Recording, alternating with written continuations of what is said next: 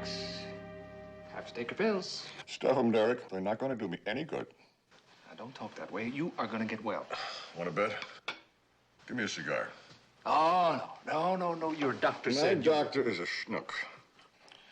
His pills, visits, consultations, and he charges me thousands of dollars to tell me I'm dying. Now, I told him. Max, you are not dying.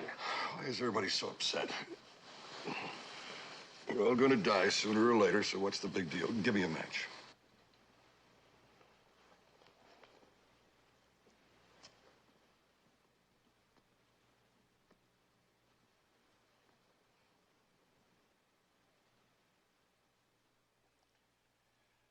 I'm going to miss these. Say, what the hey? St. Peter probably has an unlimited supply direct from Cuba. And as for my cars, they're going to be toys for a man younger than I am. You're incredible, Max. A lot of people are never going to forget you. And we're going to see that they don't, aren't we? Oh, yeah. The rally course is all laid out. I have gotten clearances from all the appropriate authorities. And now there's nothing left but for me to die. Oh, Max. All right. You keep forgetting how sensitive you are. You sure you want to go through with this? I mean, the idea of 5 couples rallying to win $2 million in antique cars. Why not? I want whoever gets them to really want them. And the guy that wants them most will do whatever he has to win them. Yeah, and that's just what I'm afraid of. Don't worry. You'll be there to see things go all right. And so will Stu McMillan.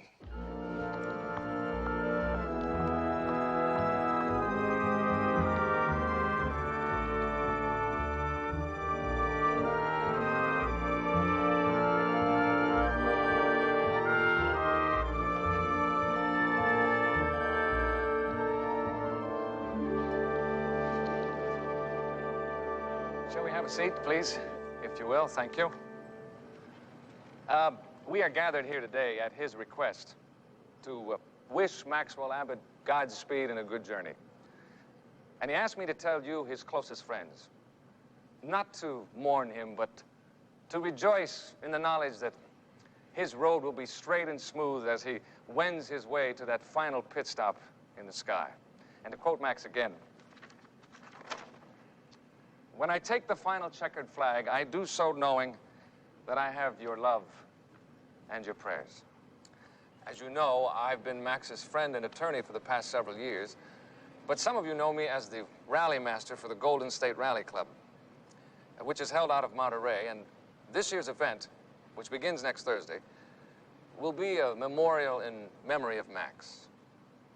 Now, some time ago, when Max knew the end was near, he began working long hours preparing a course that would challenge the best of you. So that makes this year's event very special. That and one other consideration. With Max's passing, there are only 5 charter members remaining in the Golden State Rally Club: Stu McMillan, George Nolan, Tom Wheatley, Harry Jerome, and Al Potter. Each one of you 5 has a very special reason for participating in this year's event. Now, he considered all of you dear and valued friends, but what to leave you? Money? Possessions? That which he loved most was always this museum and his prized collection of vintage cars. Therefore, while the other participants will be competing for the usual trophies, Max's will stipulates that the winner among you 5 will inherit this entire museum and every one of its priceless cars. Now, Max told me he couldn't bear to have the collection broken up, so it's a case of winner take all. And he also knew that some of you hadn't competed for some time, so he urged me to be sure that you understood the instructions and the conditions for the running of the rally. So I urge you to take one of these with you before you leave. And to each and every one of you, good luck. Thank you.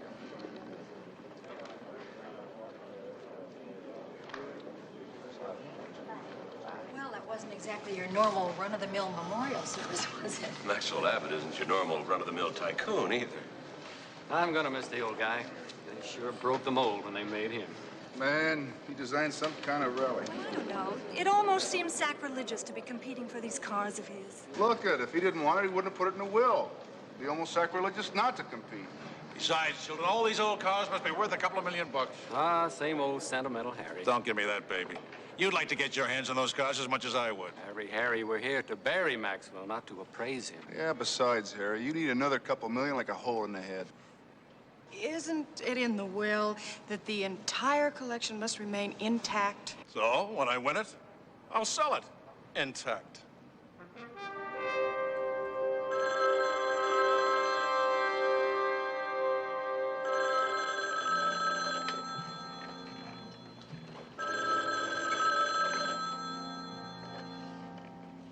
Yeah. That's me. Who's this? Yeah. How'd you find me? Sure, I don't mind picking up a few bucks. What do I gotta do? How much? No way. $600 minimum, and I'm gonna need a partner. Okay, $5. It's a deal. Well, shouldn't I know who you are? Okay, anything you say. Except I don't move until I got the dough. Yeah. I'll be looking for it in the mail.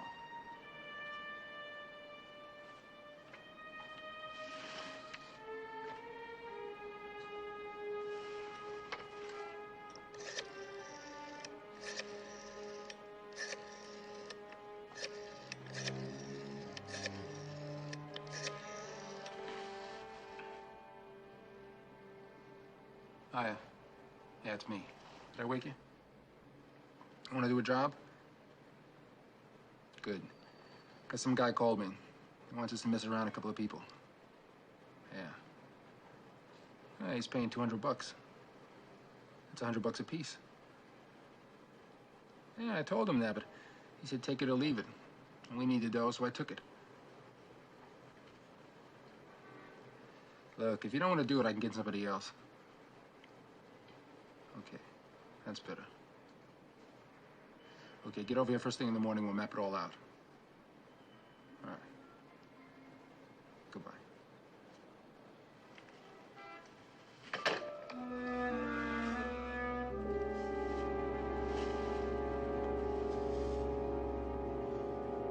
Mildred, what about this? Yeah, what about this? You don't like it. I don't like it any more than I did when you bought it 4 years ago. What am I gonna wear? I haven't got anything to wear. Well, what's this, chopped liver? Besides, you're gonna be in a car for 4 days. Nobody will see you from the neck down. Mildred, there's gonna be parties, there's gonna be awards ceremonies, there's gonna be all kinds of things. I have to have 4 separate changes. Okay, what about the blue maternity gown that shows off all your assets? Yeah, that's at the cleaner. No, came back yesterday. You're kidding. Mildred!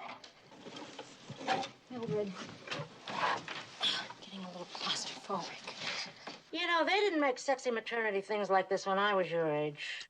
You never had any children anyway, Mildred. Well, I might have if I could have sashayed around in something like this. Hey, listen, do me a favor, will you? Pack the rest of this stuff for yourself. I gotta go check dinner. The commissioner will be home in a minute. Ah, forgot to tell you, he's gonna be late. He had to pick up our rally car. Rally car? Hubba, hubba. What's the matter with a station wagon? Mildred, don't you know anything? You cannot drive a station wagon in a sports car rally. It is simply not done. I'm terribly sorry.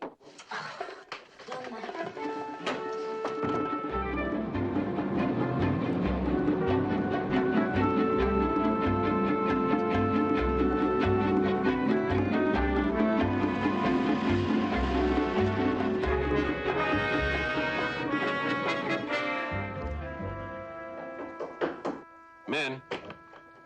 The secretary's gone, sir. A few more minutes.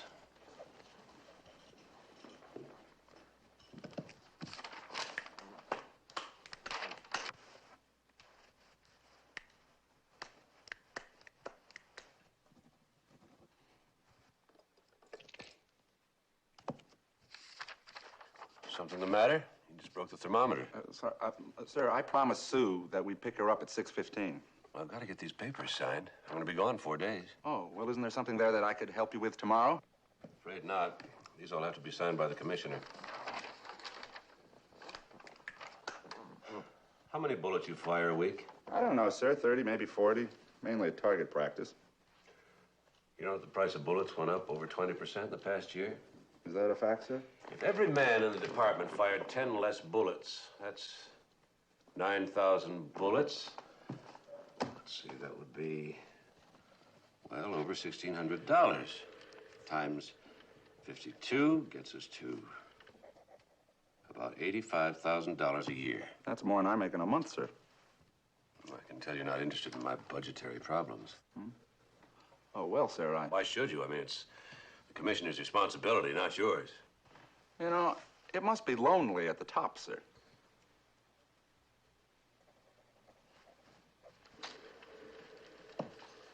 Okay, that does it. Do you mind if I use the phone, sir? No, go ahead. It's a local call. Sure. Yeah, I want to call Sue and tell her that we're picking her up in about, what, 10 minutes? I appreciate you dropping me off, sir. Oh, don't mention it. I've told Sue so much about you that she's dying to meet... Hello, Sue. Charles here. Well, the commissioner and I are just leaving the office, so we should be there in about 10 minutes. Right. Meet you downstairs. Okay. Charles here? Well, she always calls me Charles. She is a very stylish woman.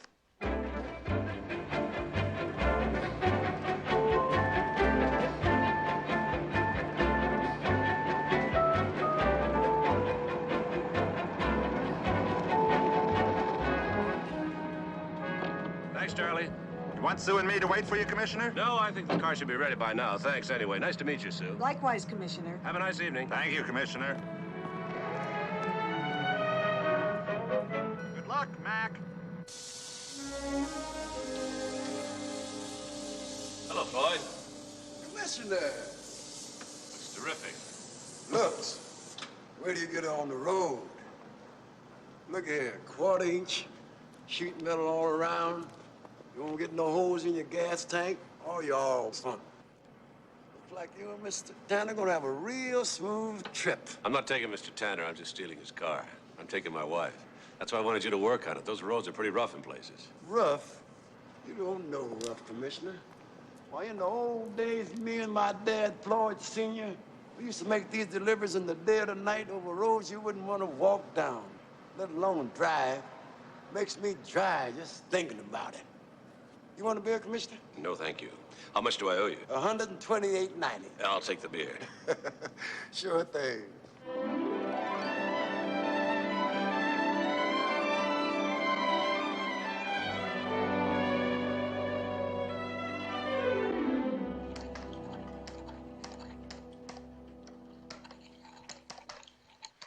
Listen, are you sure you want to go through with this thing? Okay, how many other pregnant ladies are going to be in on this road rally? I know I'm doing something wrong. Could have told you that last week when you let the commissioner pledge that car collection to the Policeman's Benevolent Fund if you won.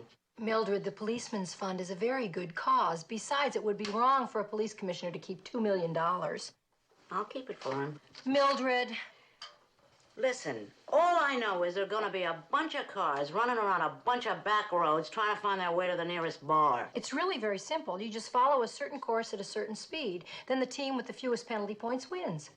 Oh, sure, it sounds simple. Turn left after the little pig. It's right on State Route 432. Reduce speed to 45 miles an hour and go 1 mile. Turn left at the dirt road at the schoolhouse. Max says the real trick is to stay on course and not get lost, but I'd kind of like to stay on time, too. That's how you're going to stay on time with that thing? This and a stopwatch. Here, for instance, you're going down the highway at 60 miles an hour. And you get a ticket. Haven't you heard they reduced the speed rate to 55 miles an hour?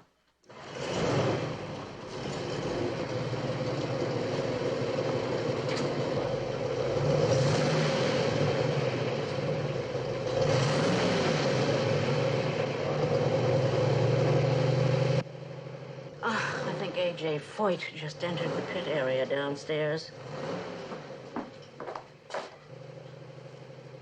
Oh, just need salt.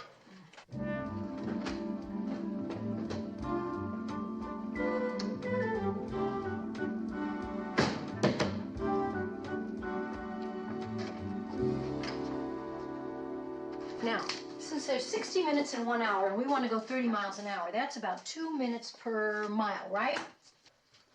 I don't think it's salt, it's oregano. What'd you do with the oregano? Now, what I'm going to do is I'm going to get Mac to go 1 mile and I'll time it with the watch. That way, if we do it in less than 2 minutes, I know he's going too fast. If he does it in more than 2 minutes, we're going too slow.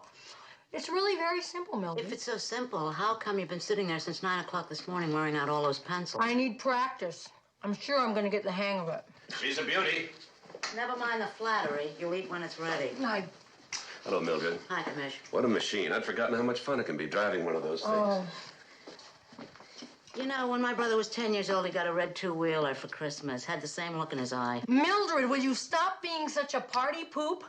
Doesn't this give you the opportunity to go and see your sister for a few days? I knew you'd get around to that. Too much oregano.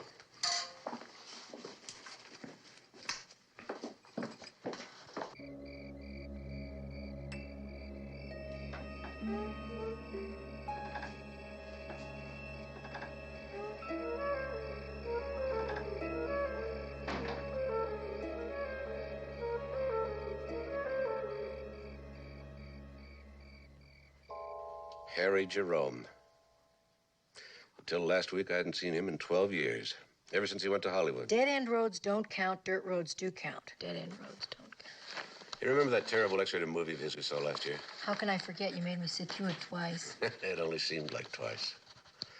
He never did have much taste. Sure knows how to make a buck. Yes. Well, imagine how much alimony he's paying now. He's on his third wife. He can afford them, believe me. Mac, what do you suppose made Maxwell Abbott do it? Do what? Well, set up the whole rally so that winner takes all. Well, I've been thinking about that myself. You had to know Max. He lived for competition. He figured it brought the best out in everybody. Didn't it ever occur to him that competing for $2 million might bring out the worst? Obviously not. But I just can't believe any of us would go off the deep end over this thing. Oh, no. Didn't you hear them bickering at the memorial service? That's called gamesmanship. Oh. Don't forget the five of us rallied together for a lot of years. We used to be just about equal in ability. So you had to get an edge any way you could. I don't know, Mac. What's to know? You just get your charts straight and your watch wound and leave the rest to me. Speaking of competition, I think Mildred was right. You do have a funny look in your eyes.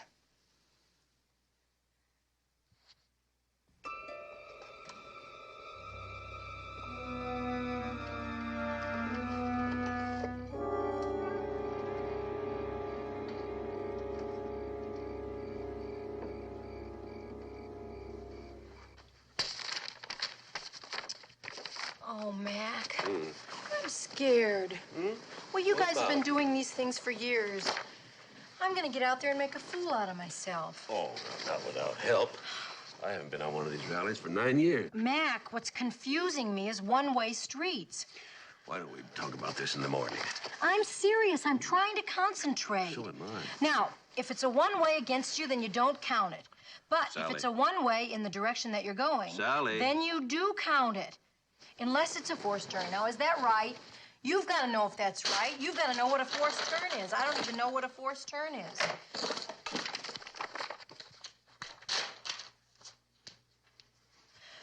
I need practice. So do I.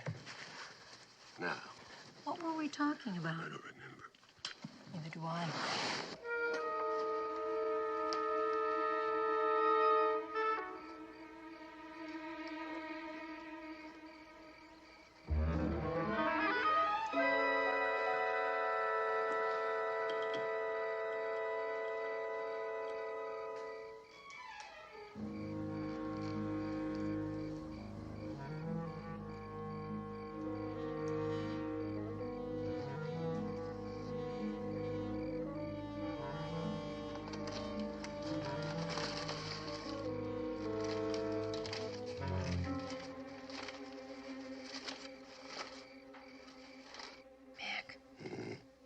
I think I hear something down in the garage. It's the cat. We don't have a cat. Oh. Well, I'll look later. Could you look now? If somebody's down there, Mildred will get him. That's Ned Tanner's car down there. If it were ever stolen, he'd never forgive you. All right, all right, all right. But if you're asleep when I get back, I'll never forgive you.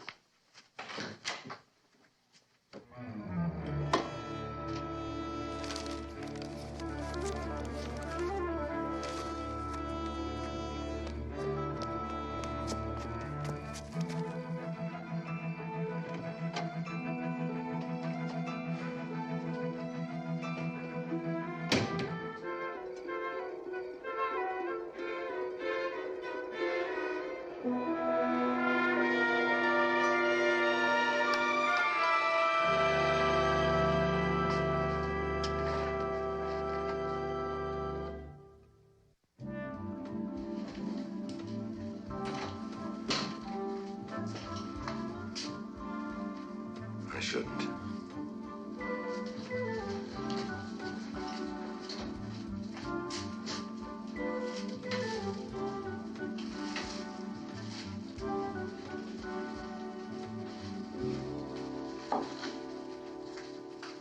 Freeze, Buster, I'll blow your head off. It's me. Hi, Commissioner. Gee, you had me scared. I heard somebody moving around downstairs in the garage. It was me. Go back to bed. Oh, really? What were you doing? Tucking away your new little car for the night? Good night, Mildred. Well, that's easy for you to say. You could sleep through a war. But when I'm awakened, it's very hard to get back to sleep. Want a sandwich? I don't know. What do you got there? I don't know. I can't see it. Turn on the light. No. I don't want you to see me with my rollers in. That's very considerate of you. I tell you what. You make yourself a sandwich, and I'll go to my room. And then when I hear you leave, I'll come out, okay? Okay. Say, Mildred, Yeah? how can you possibly sleep with those things in your hair? Carefully, Commissioner. Very carefully.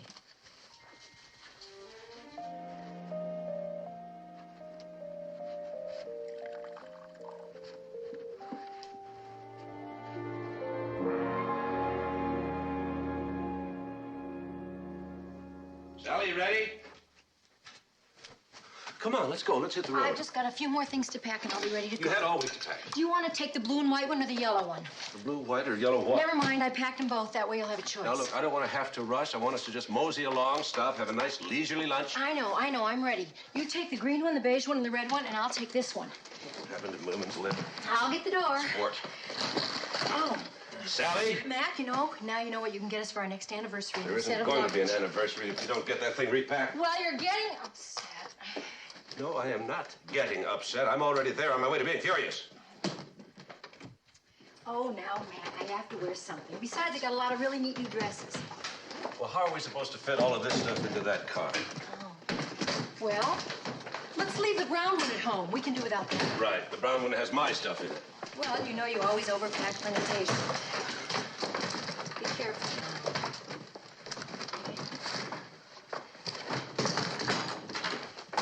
Oh, excuse me.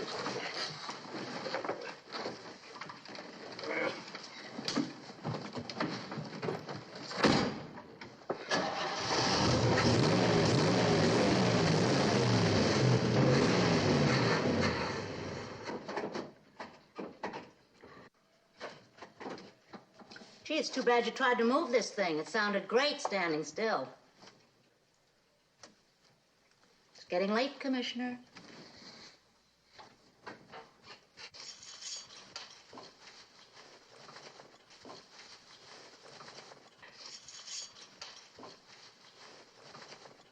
If you're taking its temperature, forget it. I think it's dead. Commissioner, you've been fiddling, making a few adjustments. Never touched it.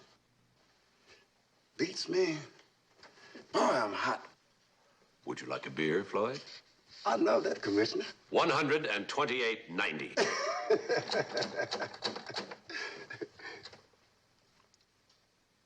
I'm a son of a gun. Sugar. Sugar?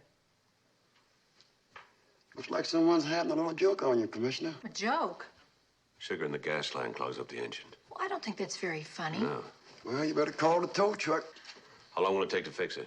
Tomorrow, late in the day. Oh. Tomorrow? We have to be in Monterey this afternoon. Registration at 3 o'clock. First car goes out tomorrow morning at 7:01. I'll call my sister. Wait a minute, Mildred. Wait a minute, Mac. Do we have to drive a sports car in the rally? Oh, Sally. Well, why couldn't we drive the station wagon? Station wagon in a sports car rally? Raising your voice. I am not raising my voice. Commissioner, what about your wife's OMG over there? Oh, that old thing. I doubt if it would make it. It's got a broken shock. All 4 tires are bald. It ain't pretty, but I could fix it up so to get you there and back home again. You can have it for $128.90.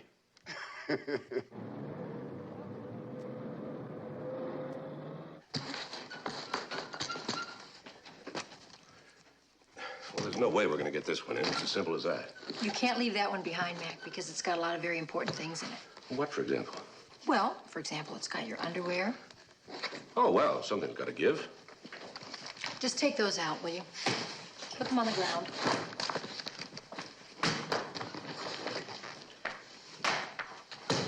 Now, What are you going to do? I'm simply going to take the contents of suitcase number 4 and redistribute it among the contents of suitcases number 1, 2, and 3. It's a simple law of physics that you can't diminish volume by rearranging mass. I never heard of that law. You never took physics. Nonetheless, it's canceled out by my law. Which is? Which is I never wear the same outfit twice on a road rally. Now, just close this one up, and then close that one up. Put them in the car, and we'll be on our way.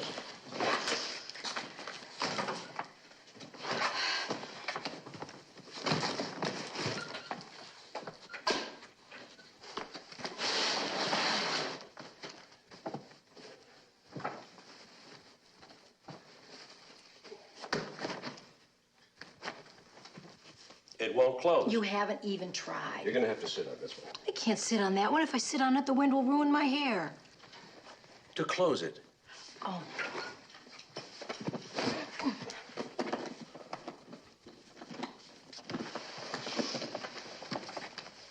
There. Mac, I thought you said that Floyd put in new shocks. He did. Right in the glove compartment. Ah. Are your legs okay? Oh, they're fine. They don't make them like this anymore. I can see why. I still say that we should have brought that red suitcase. This is not a fashion show. Just because you don't care what you wear. I mean, that hat, that must be 10 years old. 20.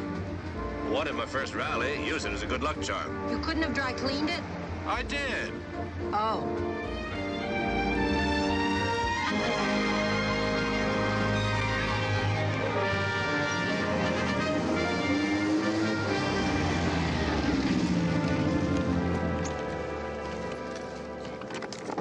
Come on, Mac, get the luggage. I'm dying for a shower. You'll have to take one for me. Why? I'm stuck. What? My legs won't move. Did they fall asleep? No, they're wide awake. Come on, take my hand. It's gonna Ready? hurt. No, it won't. There, how'd that feel? I was right. It hurt. Oh. Commissioner, Mrs. McMillan, you all right? Hi. Of course I'm all right. Aren't you supposed to be competing in a Corvette? It's too long a story. Everyone here? Oh, yeah, they wouldn't miss this one. A lot more at stake this time than the usual trophy. I know. Maybe too much. Do you know that somebody put sugar in our gas line of our Corvette? Oh, really? Uh-huh. Well, I think we can expect a little gamesmanship, but it won't be anything serious. I hope you're right. Oh, by the way, Louise and George Nolan are in 126, and I believe the message for you and Mrs. McMillan was, the party won't start till you come through the door. Hurry. Right. Never ignore a party in distress.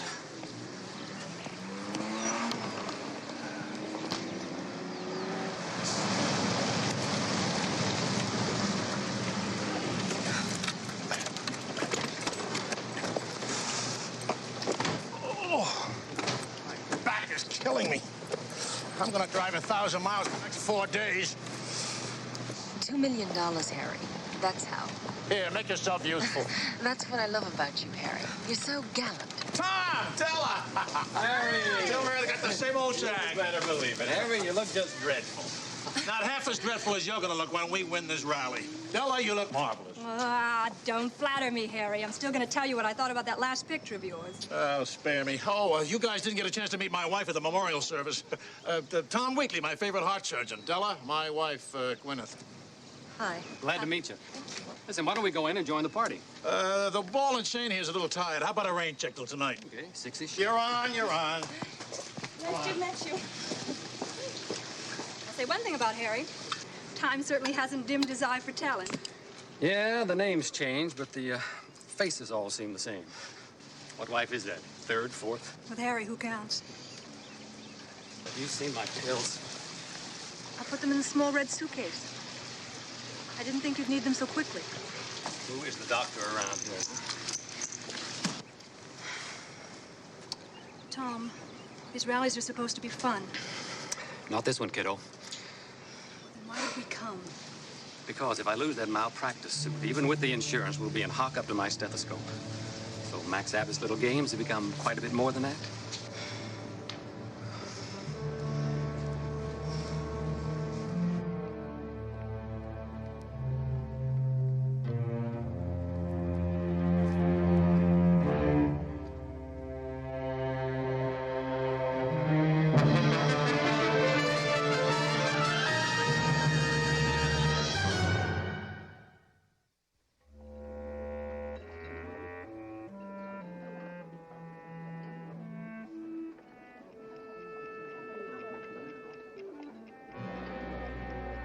We were going to shoot in Marrakesh, but the guy in charge, some two-bit sultan, he's got his hand out. So I says to my unit manager, pay the $2. And he says to me, he doesn't want money. He wants Sandra D.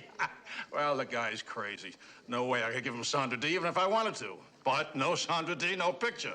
Seems this guy's got all her old pictures in his palace and he runs them over and over again.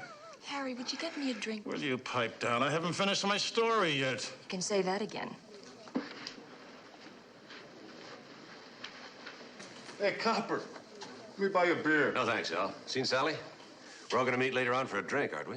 Oh, no. Maggie and I are going to turn in early. Want to be on our toes for tomorrow. You really want those cars, don't you? No, that isn't what I really want. The truth is, it looks like maybe, just maybe, I'll be coaching Big Ten football next month. Hey, that's great. Yeah, 10 years coaching high school kids. It's been a long time coming. I know Maggie'd love to win that thing tomorrow, but I don't know. All that money, it scares me. Yeah, well, don't get too scared. Now, the pace car, probably the rally master, drops one of these sacks of flour at the intersection. Right, and you can't miss it because it makes quite a mess. Well, how do you know which direction to turn? Ah, that's just it. Now, he drops another sack about 200 yards up one of the roads. Now the guessing game starts. You drive to the right. If there's no flour, you try left, or straight ahead until you come across another flour mark. Mac, the last day sounds terrific. George has just been telling us all about the hare and the hounds. Oh, those little bags of flour. They're bringing that back again. Oh, that's for us old-timers. It's quite a thrill, you know. Hello, Della. Where's Tom? Hi. Oh, he's complaining to the rally master. What about? Well, when we came out this morning, we found our distributor cap filled with modeling clay. Well, now, that is strange.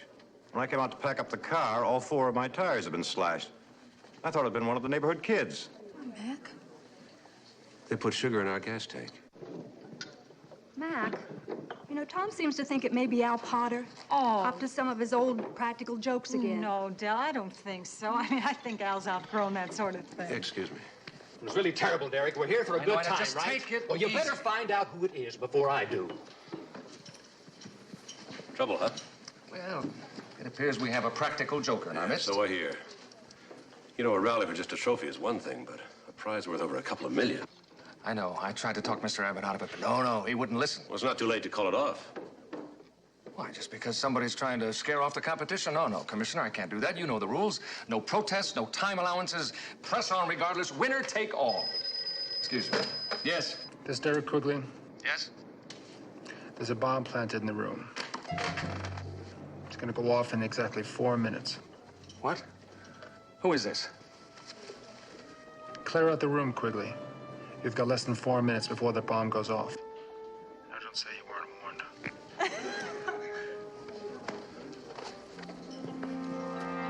All right, everybody, the party's moving outside by the pool area. Champagne for everybody on the house. Let's go. Champagne, huh? Well, now that's more like it. Seems the club has acquired a little class in the past 20 years. What's going on, Mac? Sally, I'll meet you outside. Something wrong? Tom, take Sally outside, will you? Is something Now wrong? move. Did you find anything yet? No, look by the bar.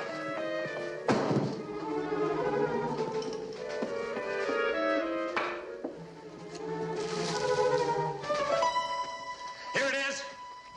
What?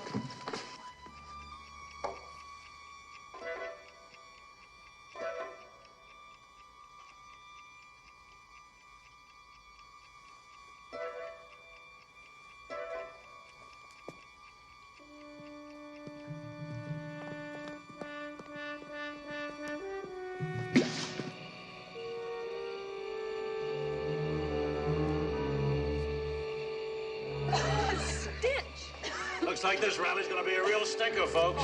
Where's Al Potter? You think this was his work? Who else?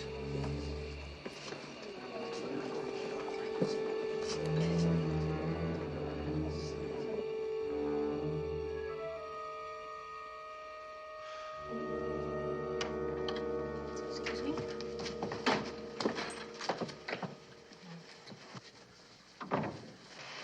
What are you doing? With all of these pranks, or whatever you would like to call them, going on, I just want to make sure that nobody planted a stink bomb in our room. You're really nervous, aren't you? You want to quit? Of course not. I'm sure it's all just a joke, right? Well, it might not have been a joke. You think so? I just don't know. I thought you said that this kind of thing used to go on all the time in car rallies. True. But there was never $2 million at stake. Well, I can't believe that whoever planted that bomb actually thought that he could scare people off. More to the point, it gets everybody nervous. They start thinking about their safety and upsets their concentration. In a car rally, that can be a critical edge.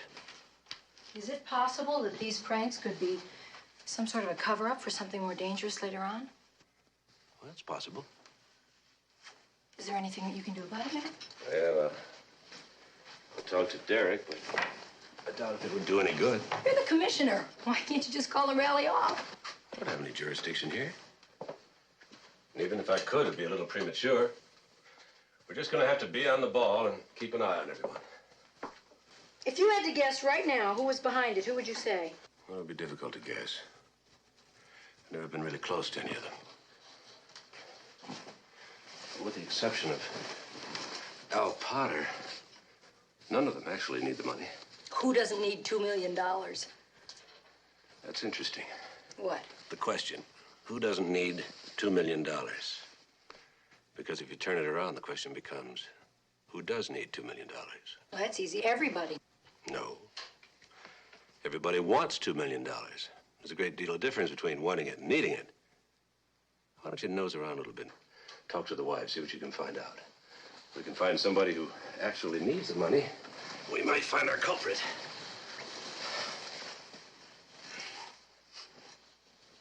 Good night.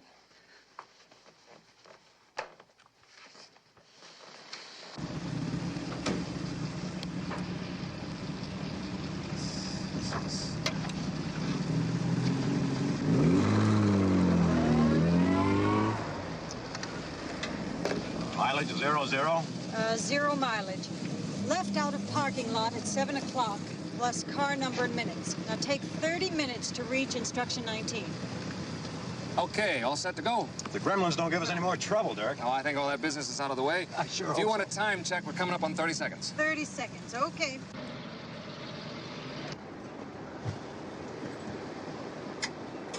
Isn't Harry Jerome a little old for his wife? Isn't that what your mother keeps saying about me? Mark. Thank you. Morning. Morning. All set? Right. Got the instructions, Sally? Right here. Whoops, 2. Where's page 1? What's the first instruction? I don't know. Hang on a second. I think you better check your timepiece. It looks to be 6 seconds slow. What? Somebody's mixed up all my pages. I thought you checked this watch. I did last night. What's the next instruction? Oh, right here. No, 6. 7. Wait a minute. Hang on there. You better zero your mileage counter. Oh, yeah. Let me see that watch.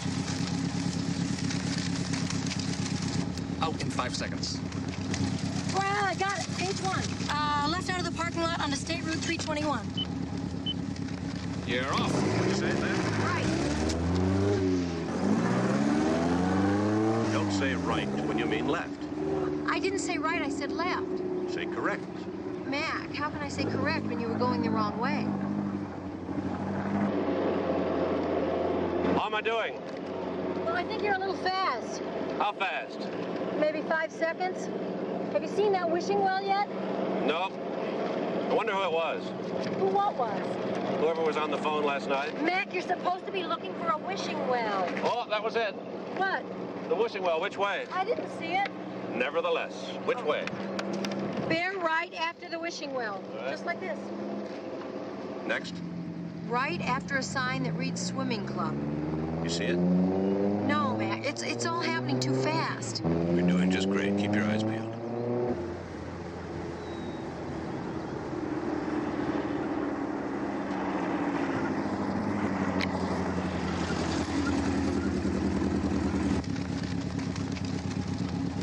one, right? Right.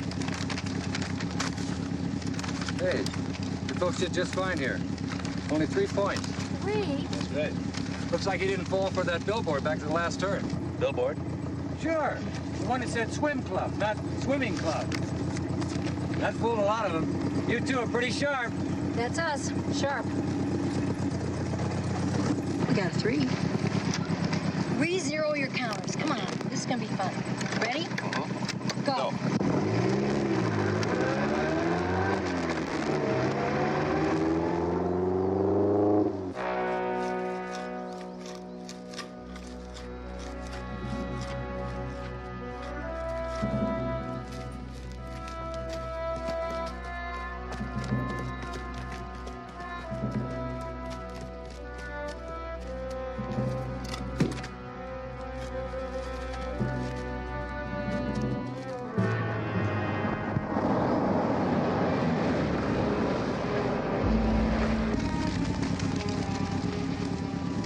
Construction to the right. Continue straight ahead. Got it.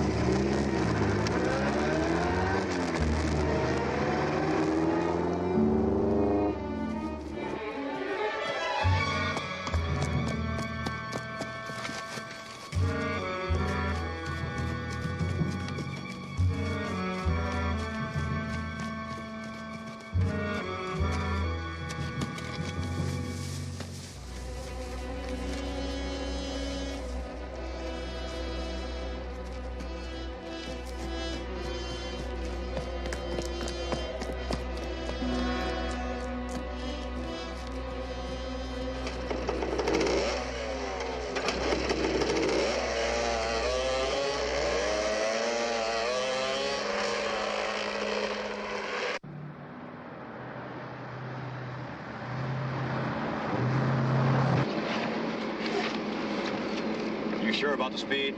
41 miles per hour. That seems pretty fast for a road like this. Maybe it opens up down here. Yeah. Oh, you're down about 20 seconds.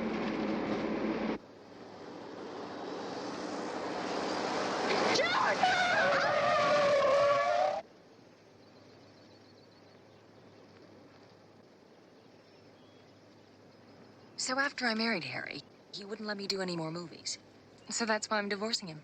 I thought I read that somewhere. I mean, this man works 18 hours a day, so fine. But I need a life of my own, too. Do you know what I mean? If you filed suit for a divorce, why did you come out on this Oh, rally come on, with look, him? I know Harry, and he's going to try to soft-soap me out of a divorce. But he bought this car especially for the rally. So I figure after it's over, I get to keep the car, right? Oh. It's a nice car, don't you think? Very. What do you think takes him so long to get gas? I don't know.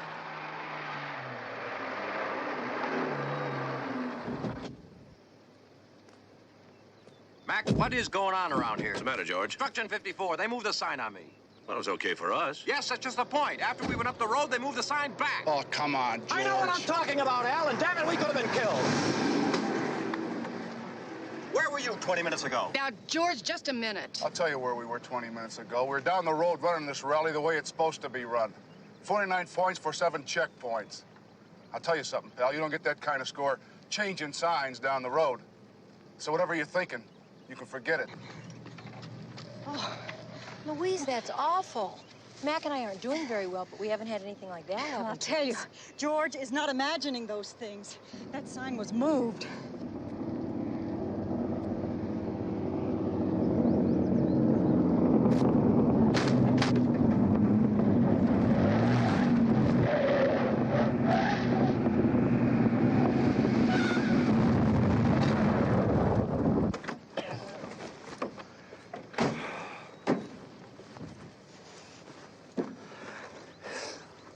Who was the last one to get here? We did a couple of minutes ago. How'd you miss them, George? Miss what? Spikes and nails all across the road up there. I don't know what you're talking about. You're down, huh? It's a damn good thing I know how to drive, or I'd be halfway down that cliff by now. I'm getting tired of this, Mac. Somebody around here must want those cars pretty bad. Maybe it's our practical joker friend here, Mr. Potter. Hey, if you can't handle it, why don't you pull out of the rally? I didn't say anything about quitting, but I promise you this. If I find the clown who's pulling these stunts, he's going to be one sorry guy. I don't care how big he is.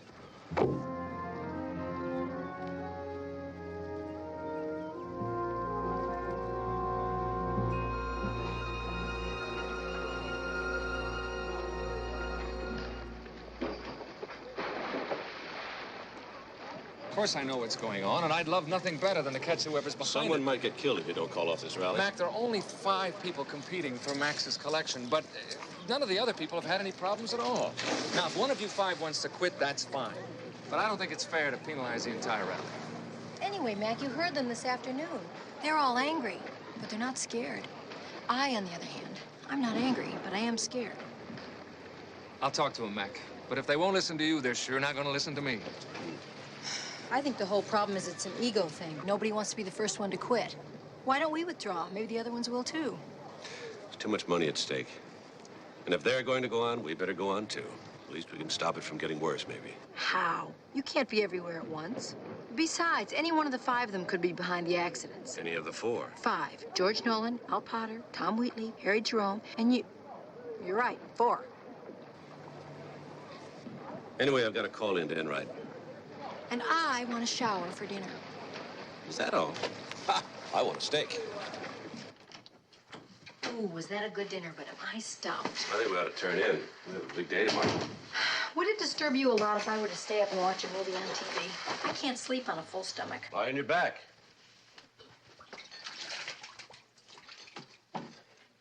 Sally, where are the towels? Oh, they're in the suitcase. What are they doing in the suitcase? Well, we needed some at home, so I just thought I'd... Sally, you're a police commissioner's wife. Oh, don't be such a cop. Everybody pinches a towel now and then. Besides, it's not really stealing. Sally.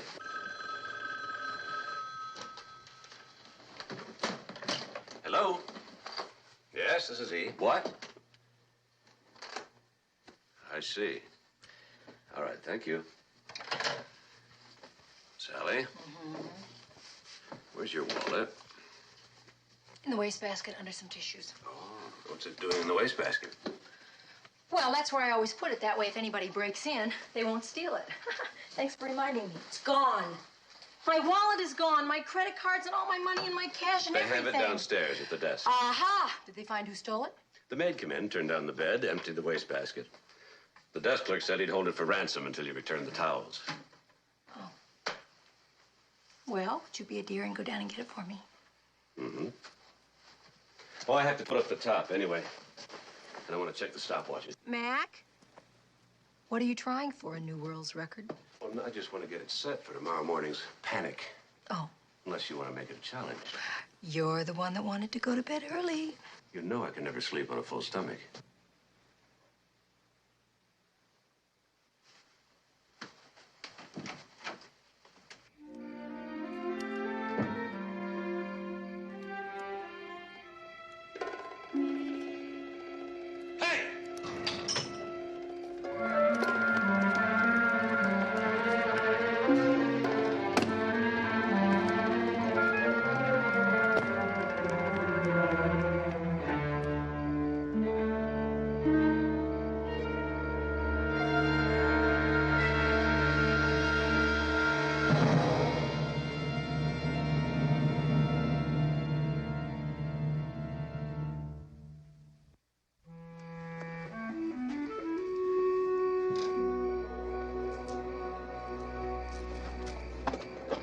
Did he get away, Mac? Did who get away? Oh, man, I followed you from your room. Did you see who it was? No.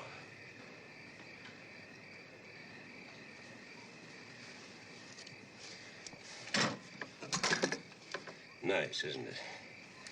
What was meant to be a rally turned out to be a demolition derby. Plastic explosives. Is it your husband, Maggie? I don't know. I've known Al a long time. Well, at least long enough to know that he was an explosives expert in the Army. I'm so scared for him, Mac. He wants to win so badly. Why? Why would he take the risk of getting caught? Just when he's on the verge of the biggest break of his life. The Big Ten coaching job. Yeah, he told me about it the other night. It is just not so. There is a boy on Al's team, Mark Shea. Now, Al's kind of been bringing him along, and the kid is just terrific. 20 colleges must be after him. But Al has got himself believing that Mark won't go anyplace unless Al goes with him. Mac, he is a high school football coach, and that is all he will ever be. What's wrong with that? Well, as far as I'm concerned, nothing. I've told him I love him, whatever. But I'm terrified he's going to do something desperate to prove himself in front of all of you. Peggy? What's going on?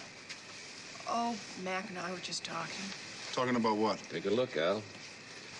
Somebody left me a nice little present. Meaning me, right, Mac? Look, I know what everyone's thinking. 5 of us competing for Mac Abbott's museum. Big-time lawyer, famous heart surgeon, Hollywood motion picture producer, you, and then there's me. Al Potter, high school football coach. Nobody's accusing. Well, you don't have to. Sure, I'd like to win those cars tomorrow. Who wouldn't? But like I told you, that's not what I really want. I get a chance to be a big-time football coach. Oh, Al, please. Besides, if I was going to sabotage someone's car, it sure wouldn't be yours. Out of the 5 of us, you and Sally are dead last. I don't mind last, but I do mind dead. Well, I didn't do it, Mac.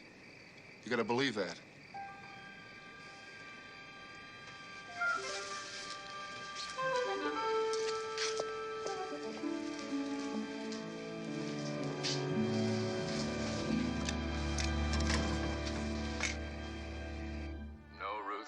There's no life for us out there. We have no tomorrows, only yesterdays. Bittersweet yesterdays. I'll go to Charles. I'll tell him. Tell him what? That Billy's not really his son? That I'm not really your brother? That you're not really the daughter of Oliver Thornbrook? Hi, Mac. I'm watching the best movie. It's terrible. Yes, operator, this is Mr. McMillan. Would you replace that call to San Francisco, please? Sally, turn that off. And if Mr. Enright isn't there, would you try his home again, please? Thank you. What is it, Mac? You're better off not knowing. That bad? Don't ask. Don't tell me. Tell me. Somebody did a little maintenance work on our engine. It's plastic explosive. Why did you tell me? Do you mean that someone's trying to kill us? I don't think so. Not enough explosive for that. Just enough to blow up the engine and keep us out of the rally. Hello? Yes, thank you.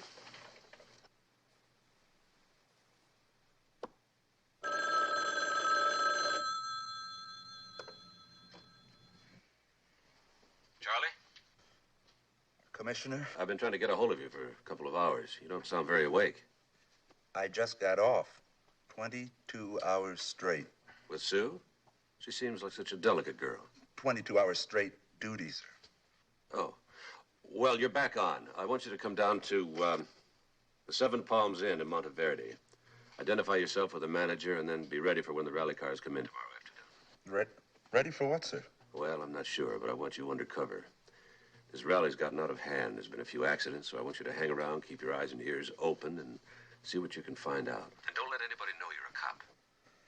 Right, sir.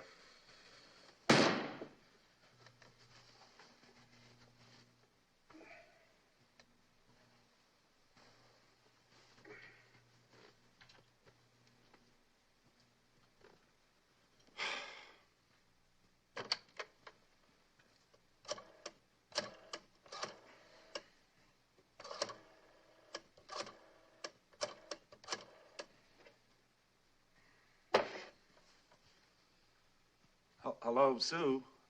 Charles here. I know it's late, but I wouldn't call you unless it was very, very important.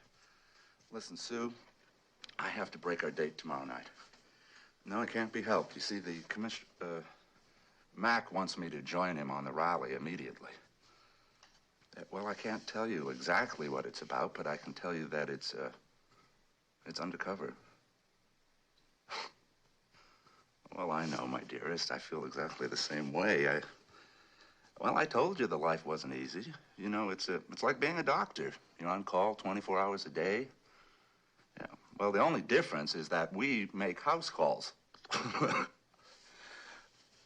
No, I don't know how long it's going to be or how long I'll be gone, but, well, I'll be thinking about you the entire time. Well, sure, I'll call you from up there.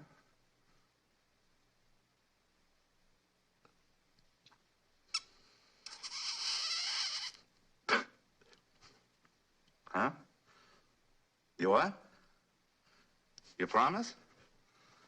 Yeah, well, I'll give you a call the moment I get back. Sue, you know, I haven't said this to very many women in my life, but you satisfy something very deep inside me. Yeah. Me too. Bye.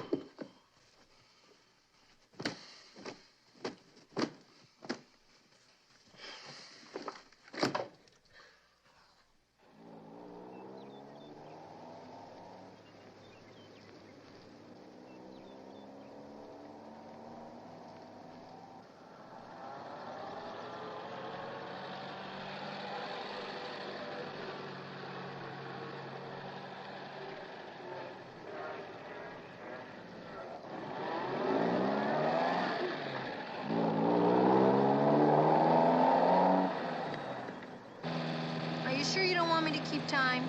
No, let's just stay on course and watch. What instruction are we working on? We're working on right at a yellow bell.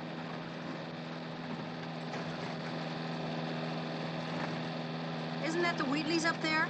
And right on time, I'd say. What's the speed? 31 miles an hour. Right. I mean, correct. Ha ha ha.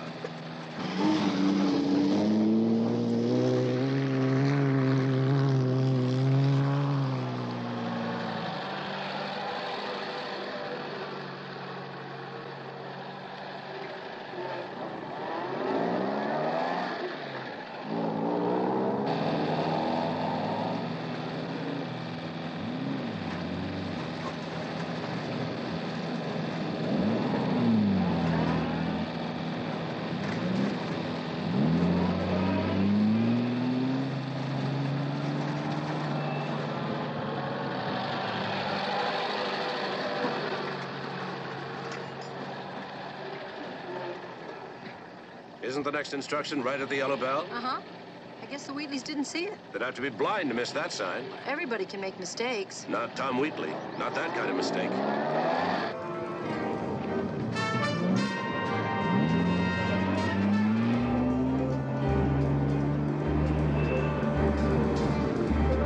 Be careful, Tom. What is it we're looking for again? Left at a schoolhouse? I didn't see it.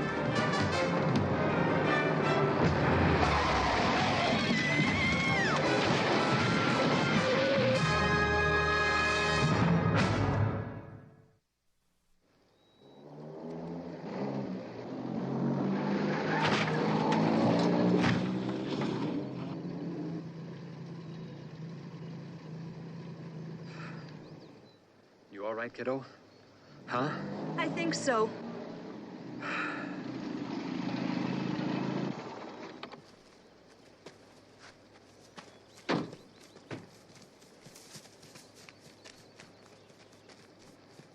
What happened? Just our luck. In first place by 300 points, and now this. Luck had nothing to do with it. Well, I should have known there was no schoolhouse down this cow path. Schoolhouse? Anybody hurt? Nah, we're all right. We're all right.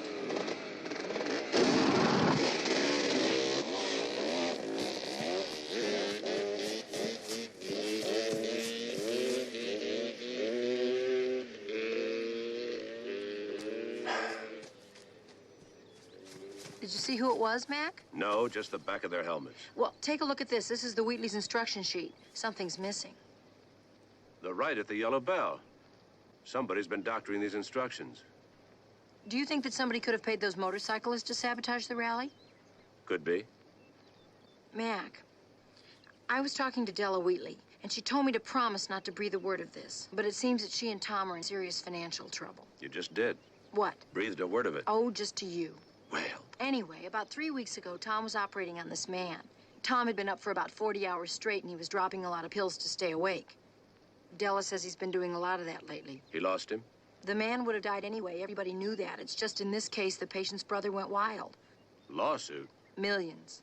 Even with the insurance, if Tom loses, it could wipe them out. Which gives him extra incentive to win the rally. That's what I thought. Except for one thing. Why would the front runner sabotage his own car? They're in luck. We'll get him out easily. It's nothing too serious. Look, Derek, this rally's gone far enough. Commissioner, we've been the through all Wheatleys this. could have been killed. My hands are tied. I've spoken to all of them separately. None of them will quit.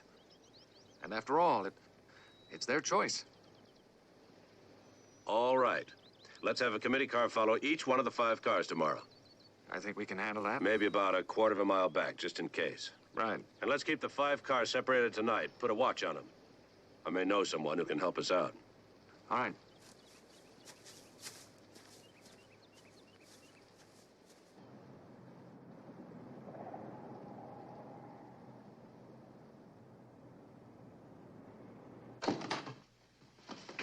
Let me get the window for you, sir. I think everybody heard you, Sergeant. Your disguise is magnificent. Oh, well, thank you, sir. Mrs. McMillan? Sergeant, you look awful tired. Yeah, well, I am a little bit. Do you mind if I sit down, sir? No, go ahead. I mean, I've been toting bags ever since 2 o'clock, and frankly, I have had it. I only made about $4. It's a pretty tough way to make a living.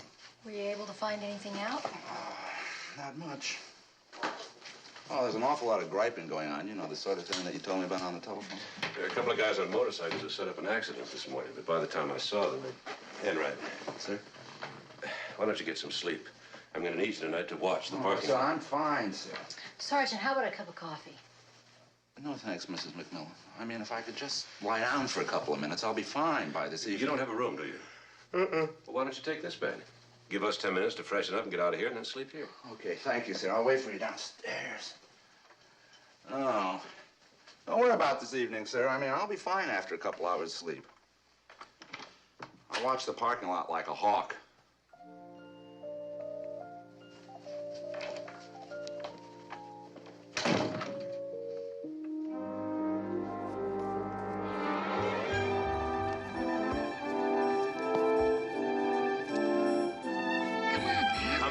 Coming.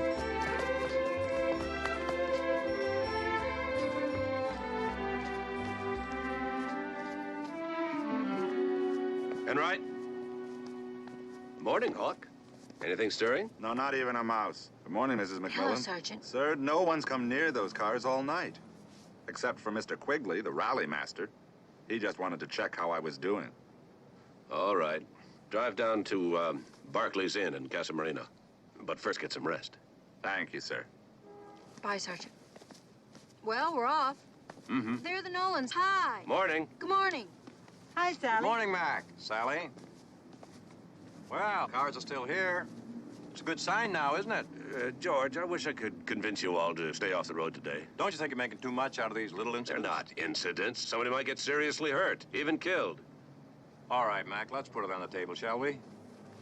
Because of one little disaster the first day and on the Wheatley's accident yesterday, Harry and Gwyneth are in first place by several hundred points. I do not expect them to remain there. Harry doesn't rally well enough for that. The cars can't mean that much to you. On the contrary, Sally, they mean everything to me. I've been subpoenaed to testify against a senior partner in my law firm. I become what is known as a pariah in legal circles. The fact remains that I haven't had a case in 6 months. My savings are gone. I'm in imminent danger of losing everything. But if I can win this race... Is it worth risking your life? Oh, Mac, I can handle myself. I have every intention of finishing this race and winning it. And nobody is going to stop me. Well, now, if you will excuse us, I believe we're due up on the line. Bye, Mac. Bye, Louise.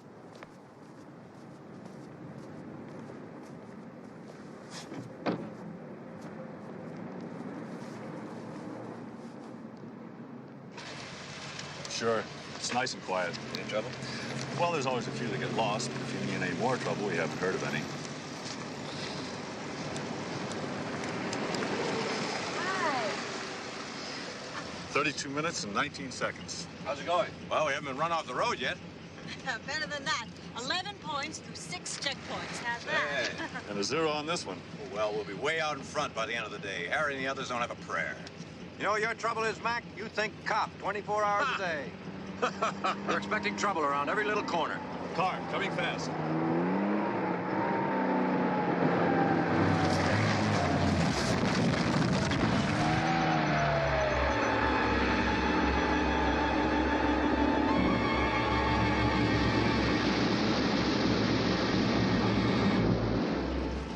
Mac, I'll call an ambulance.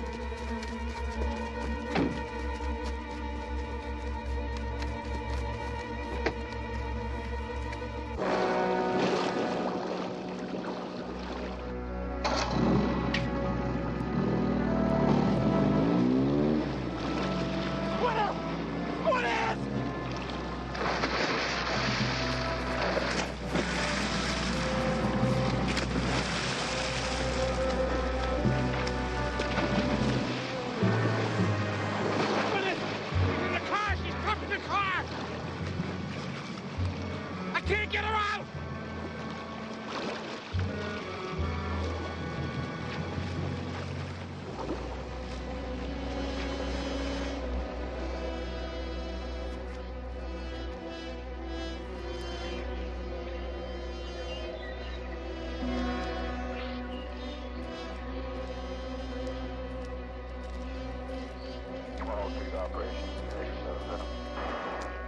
Well, had to happen, I guess. All these fool people racing around the county. She's a pretty young thing. My fault, Mac. All my fault. If I hadn't been trying to make up time, I could have handled it. You said you had no brakes. They just went. I hit the pedal and nothing. Who was following you in the committee car? I was. Just like he says. He was picking up speed going down that downgrade. I could hardly keep up with him. I still think if I hadn't been trying to make up time and going a little slow, I could have handled that curve. Was the car ever out of your sight? No. Well, except when we stopped for lunch back at that hamburger stand in Centinela. And you didn't watch the car? Well, there was so many people there, I didn't think. Harry, I'm very sorry. Are you, George?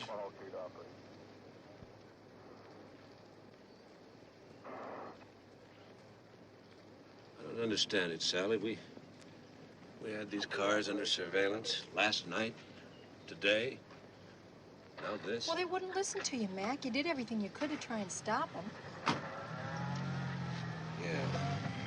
Sheriff, these people are staying overnight down there at Barclays. Barclays, huh? All right, get on over there and tell whoever's in charge I'll be coming down and putting a stop to Sheriff, these shenanigans. don't you think you ought to take a look at that car before they tow it away? Well, them little cars all look alike to me. Good looking thing, but I wouldn't be caught driving one myself. I thought you might want to look at the brake line.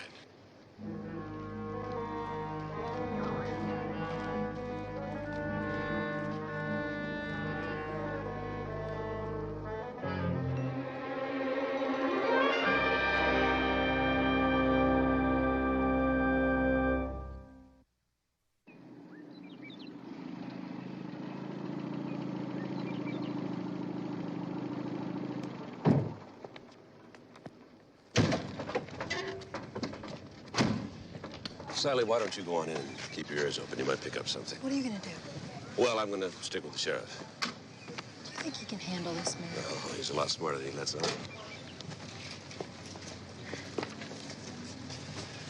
Hey, Sheriff. I think we got that fellow that's been causing all the accidents. Where is he? He's in the manager's office. I guess spotted him.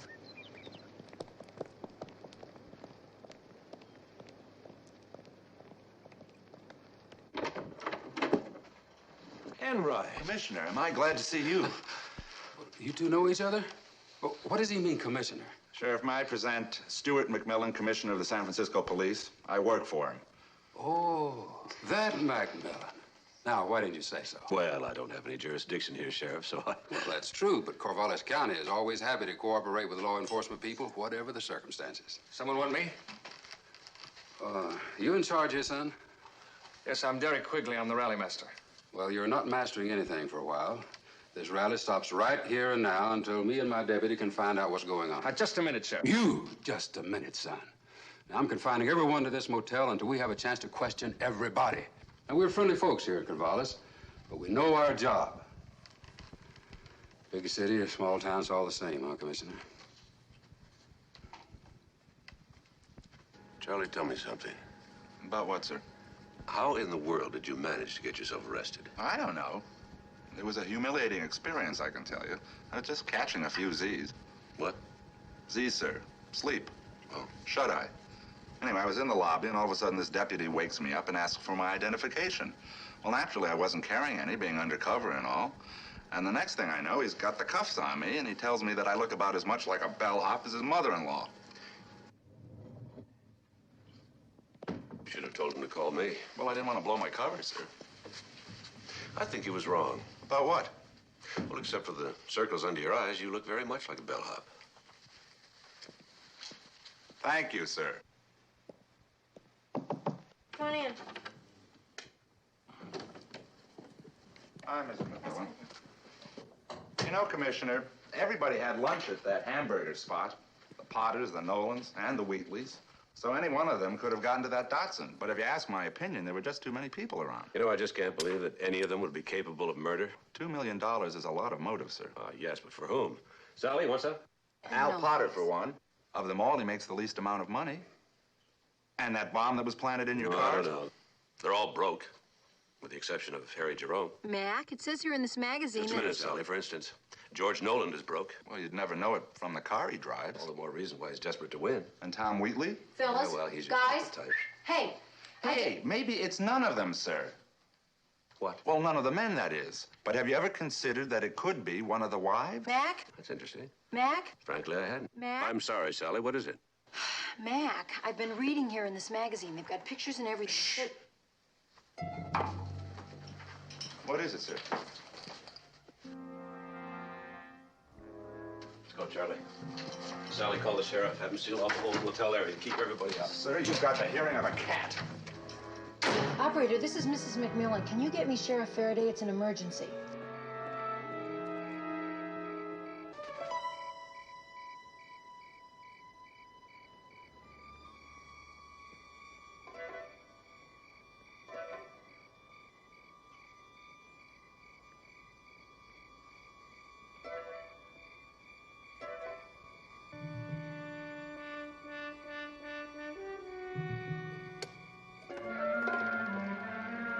Hold it. Split. And right, over here. All right, that's far enough.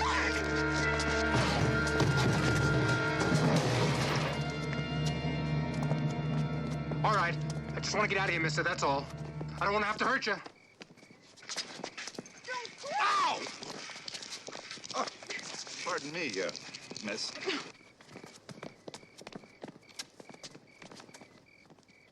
Come on now. I just want to get out of here.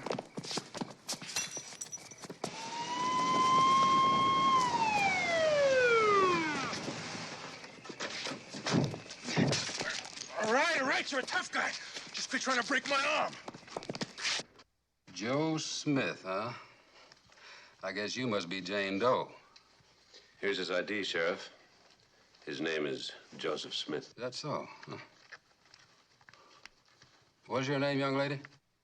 Golden Meyer. That's not going to help. It's Bessie Long. Listen, Sheriff, you want to toss us in your jail for a few days, go ahead. Me and Bessie been busted before. Ain't nothing new. Few days, huh? First-degree murder is worth a lot more than a few days. Murder? Mm-hmm. Girl was killed on a rally this morning. Looks like somebody cut the brake line on a car. Well, don't look at us. We don't know nothing about that. You've been causing a lot of trouble. Oh, joke, sure. We're cutting a brake line? Not us, brother. Why don't you tell us about it, son? Nothing to tell. Some guy paid us $500 to run around changing the signs and covering up the clues so there'd be trouble in the rally for some of the cars. Who was the guy? Some guy, that's all. I never saw him. He gave me a call about a week ago. Mailed me $250. And he said the rest would follow after the rally was over. How did the money come? Cash? Yeah, he never gave me his name and I never asked. Listen, mister, for $500, I don't mind playing some stunts. But I never cut nobody's brake line. Sheriff? I just got a call from the hospital. That woman's husband's down there trying to claim the body. Now, doctor won't let the body go, Sheriff. And this fella, Jerome, he's raising all sorts of hell. All right, I'll talk to her. Culpepper, take these two down to my office and hold them till morning for Judge Tuttle. Sheriff, would you mind if Sergeant Enright and I went down with you? I was hoping you'd ask.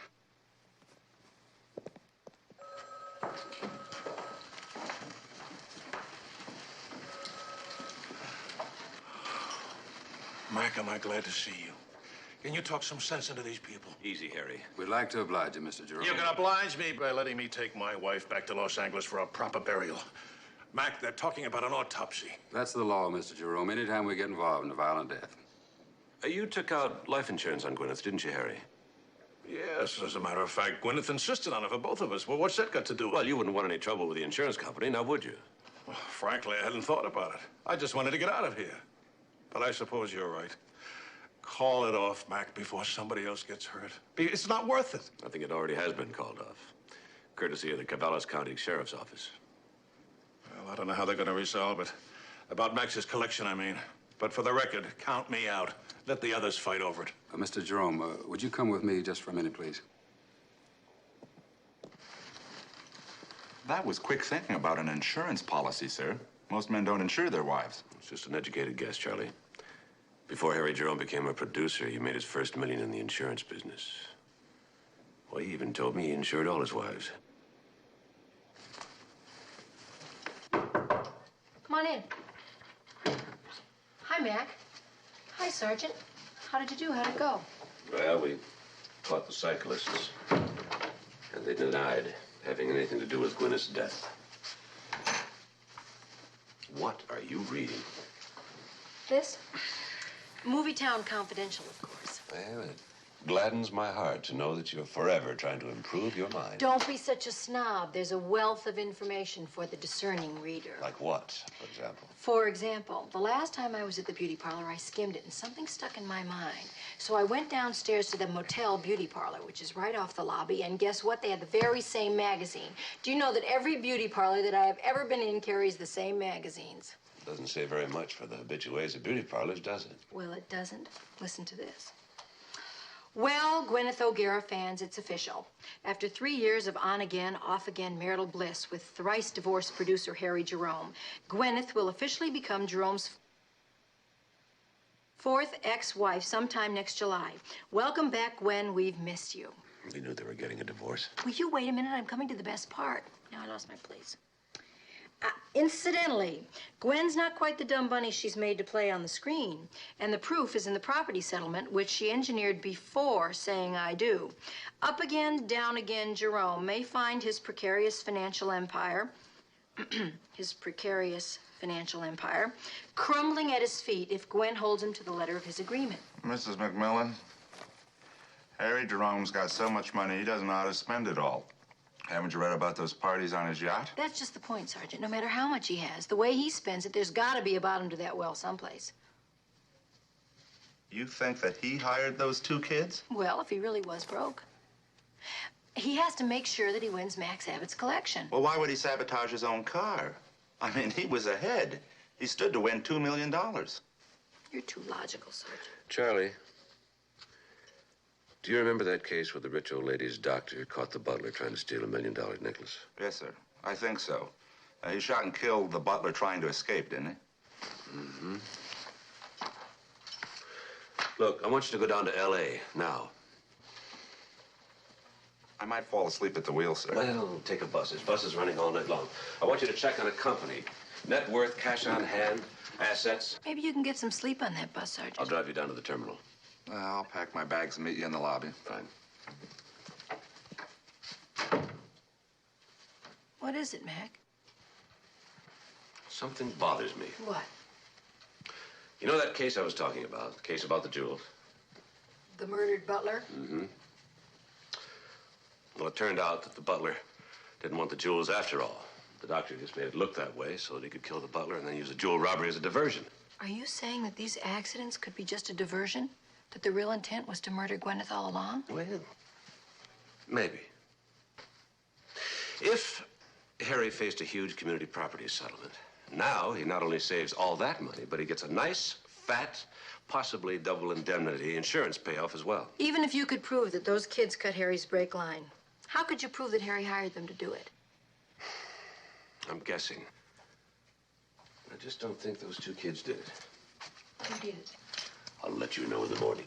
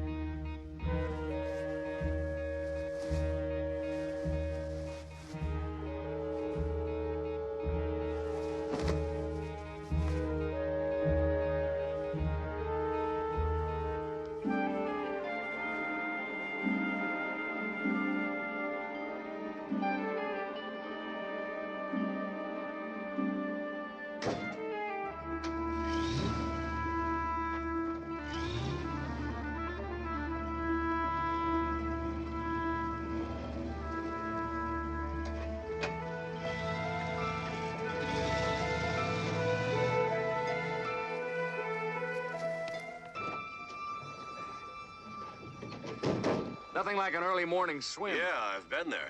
Exactly where did that car go off the road yesterday? Right about there. Commissioner, I don't mind helping out, but I'd kind of like to know what's going on. I'm trying to prove that an accident was really a premeditated murder. You know the brake line on Harry Jerome's car was cut. Yeah, we sure have had a lot of accidents. But it was cut completely through. Now, if it were cut completely through, he wouldn't have been able to control the car on the road at all. Yes, but then how... I think it was cut after the car hit the water, and I think there's something on the lake bottom to prove it, like a knife or something. But the only ones out there were you and Mr. Nolan. And Harry. He kept diving to save Gwyneth. I don't believe that.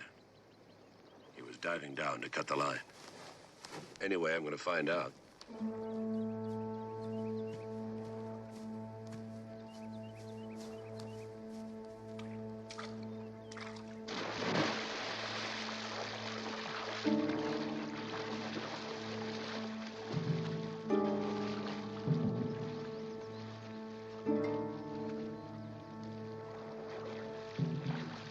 I think it's about here.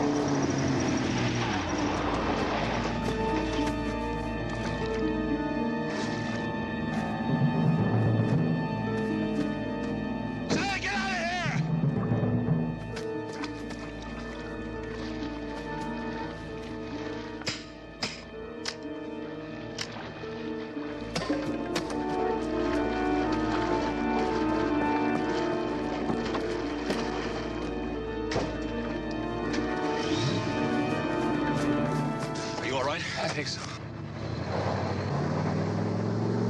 Call the sheriff. Right, get an APB out on that truck.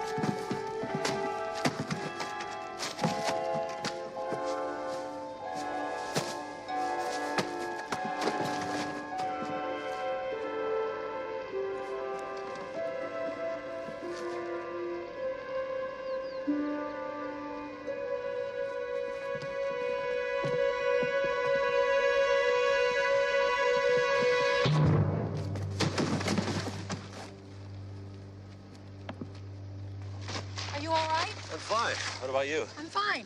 What do you think? Can I wear it to the party tonight? Oh, sure. Have a bit too much makeup on, that's all.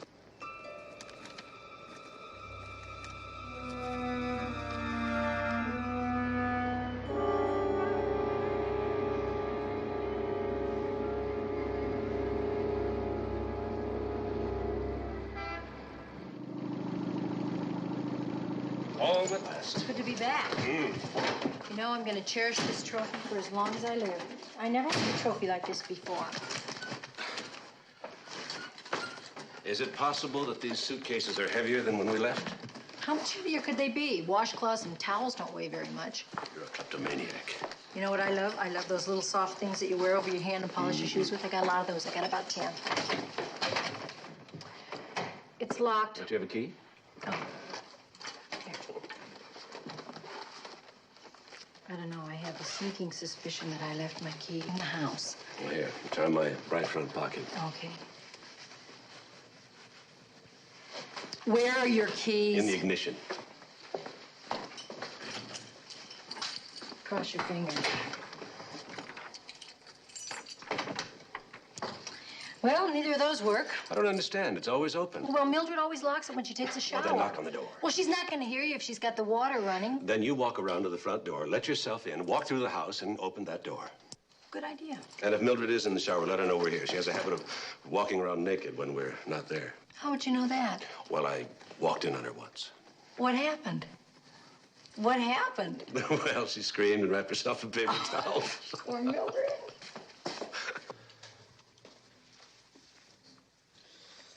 Really have to dust this thing? Only once a day, Mildred. Couldn't we put it someplace where nobody can see it? My bowling league gives away better looking hardware than this. That was Derek. Just had a meeting with George, Al, and Tom. They decided to keep the collection intact and donate it to the city. That's terrific, Mac. Mildred, be careful of that trophy. We worked very hard to get that. Yeah, and it costs a lot of money, too. What with car repairs, food bills, gas, hotel. It's not the money, Mildred. 20th Annual Golden State Rally. DLBF, what does that mean? Look at it this way, Mildred. Harry Jerome's in jail, and he's confessed to killing Gwyneth. That's pretty stupid for a guy with all his money. Well, he didn't really have all that much money. Do you know that if Gwyneth had gone ahead with that divorce, that Harry would have had to open up his books? Harry Jerome is a thief of monumental proportions. For 3 years now, he's been picking the richest pockets in Hollywood. Swindled everybody.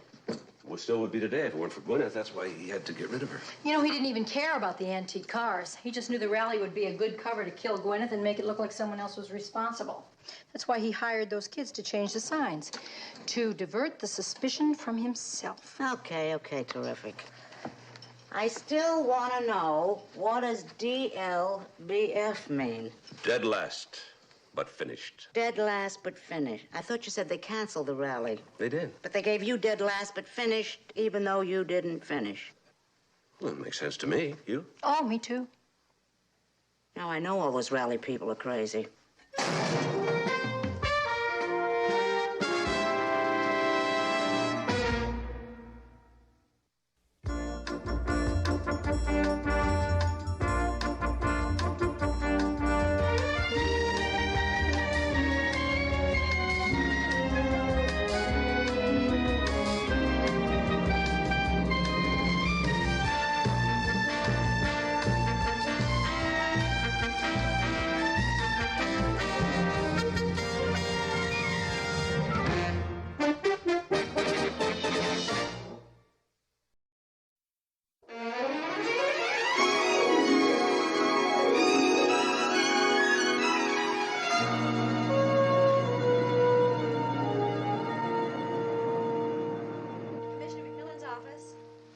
I'm sorry, Mr. Mandel. It's Friday. I can't do anything about it But I'll until have him Monday. call No, you I'm as soon sorry as to he's have to out. rush you off. Commissioner, we didn't take up that Dawson Commissioner proposal. McMillan's That office. took him 4 months. He can wait No, 1 week for an Mr. answer. I'm sorry, he's But, in sir, we trouble. have this. When he comes out, I'll have him call. If you'll just leave your Maggie, telephone. pull the plug. I gotta get out of But here. your phone messages. Any from the President of the United States? No. Good. The rest can wait. Commissioner, you have an appointment with Sergeant Rupert. Been waiting an hour. Well, don't you think you can stall him or something? I think you should stall him yourself.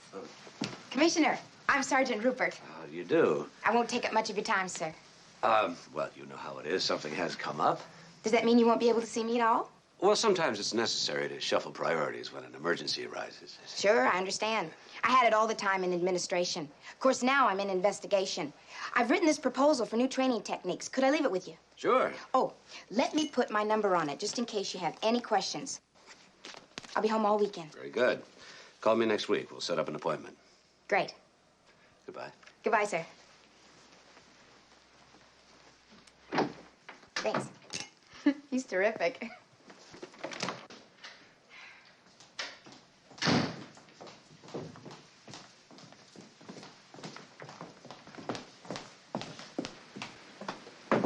Hey there.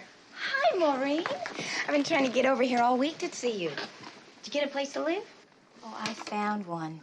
Moved in and got flooded out by a busted water main. No. So I'm living in a motel. Well, it's silly. You can stay with me. Well, Hi, Janet. hi. See you about 7, okay?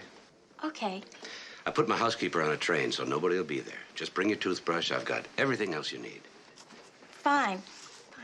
I hope you're looking forward to this weekend as much as I am. I'm sure I am. Excuse me, Commissioner. Have a nice weekend. Both of you.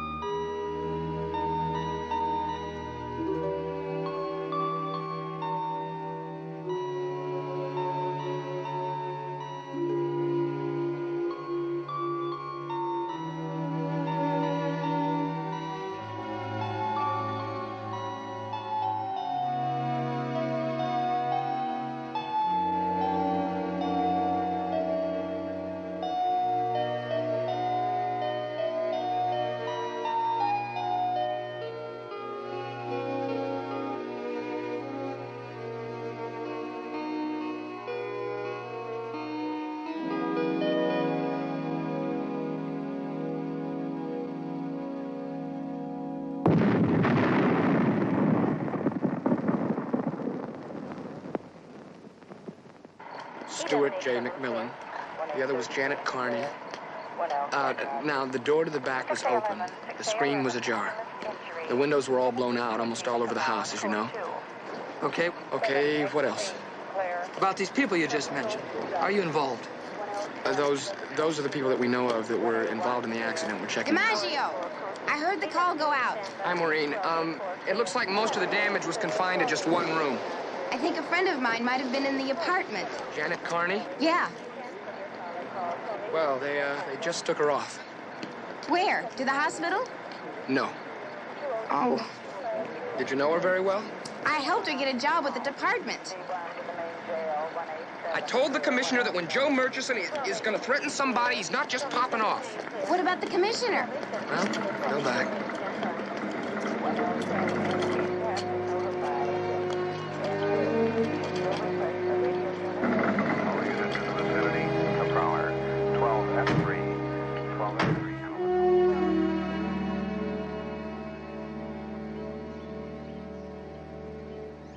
There you go, Goldie. There's the change out. Thank you. Get the top flies out. They're hitting on them. Okay.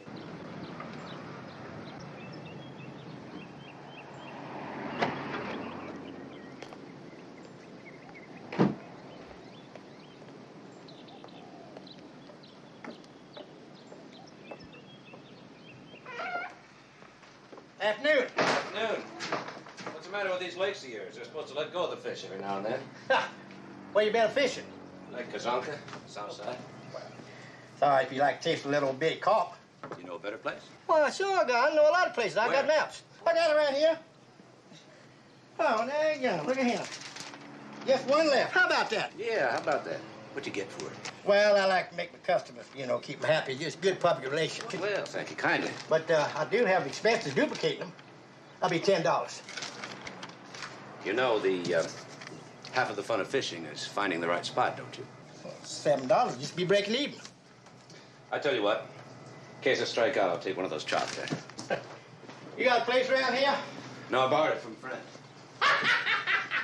That's really something, friend. Waiting this late in the season. You know what they say about gift horses? I don't know nothing about horses. I'm allergic to them. Oh. There you go. That'll be $9.52. $9.52? Well, the trout was $7. What are you talking about?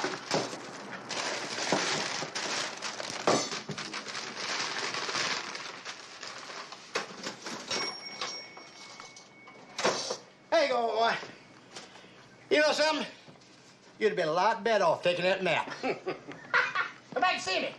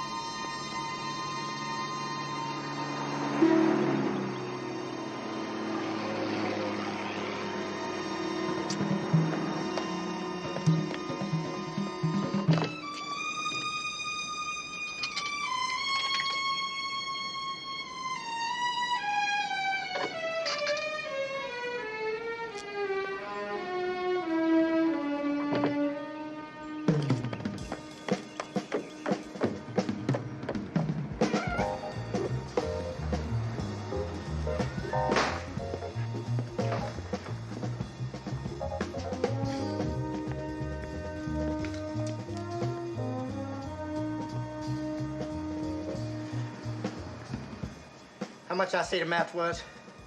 $10. So is the glasses. Muchas gracias. Come back and see me. All right.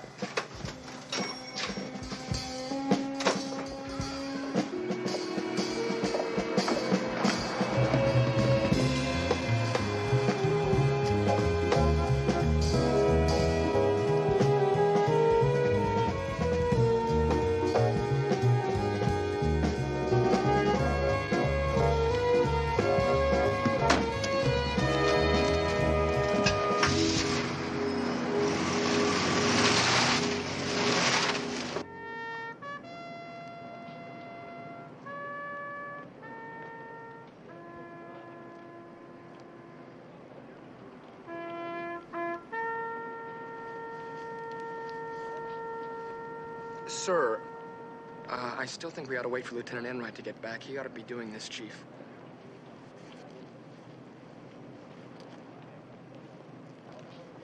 All right.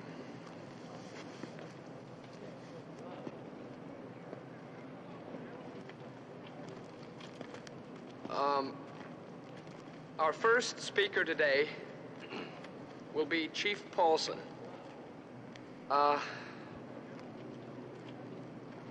Chief Paulson.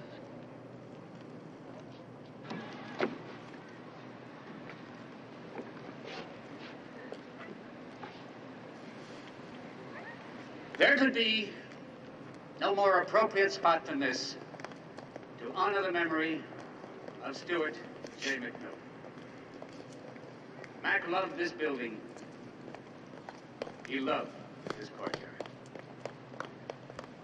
And I like to feel that he's here with us right now, looking down, smiling that smile that we all know so well. And I think he'd be pleased if I repeated a story that is typical of the man. When I was first appointed to the rank of chief, he called me into his office to congratulate me. And I said to him, Commissioner, we are going to stamp out crime in San Francisco, or I'm going to die trying. And he said, Chief, since the Widow's Fund is running a little low, I hope that's not necessary.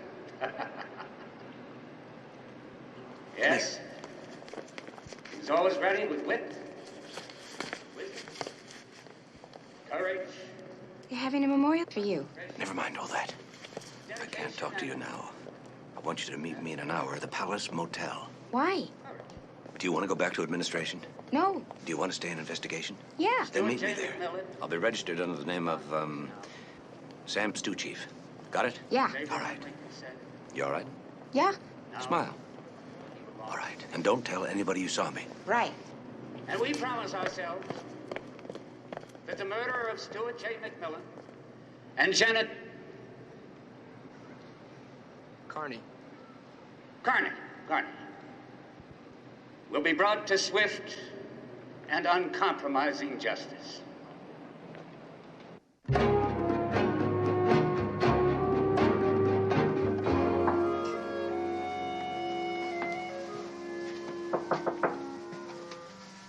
Yes?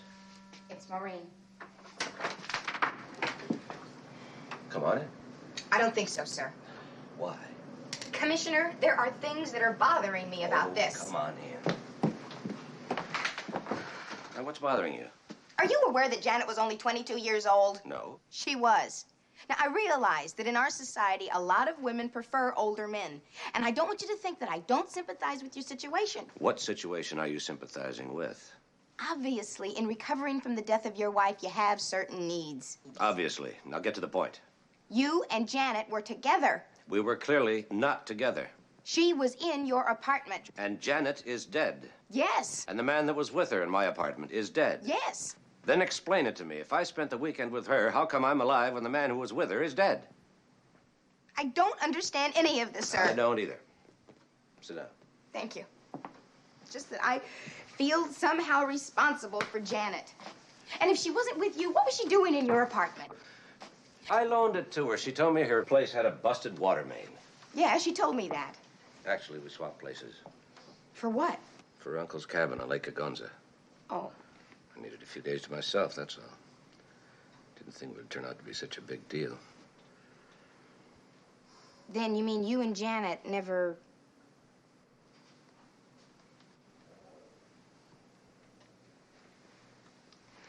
Well, as I said, what went on between the two of you is really none of my business. Now I have a question for you. How could they identify the body as mine? I guess the explosion and fire really did a job. Didn't the lab come up with anything? They're working on it, but they can't be sure. The man was about your size, and your car was in its stall. Oh, I had it in for repairs, and the garage called and said it wouldn't be ready till Saturday. Will you sit still? I'm still, sir. So rather than lose a night at the lake, I left my car for Janet and took hers. I guess they just assumed it was you. Who else would be in your apartment at that hour? I don't know. Do you have any ideas? Me? You knew her? I knew her in college. She was a freshman and I was a senior. But as to who she'd been dating recently, I have no idea. Why are you hiding? I need a little more time.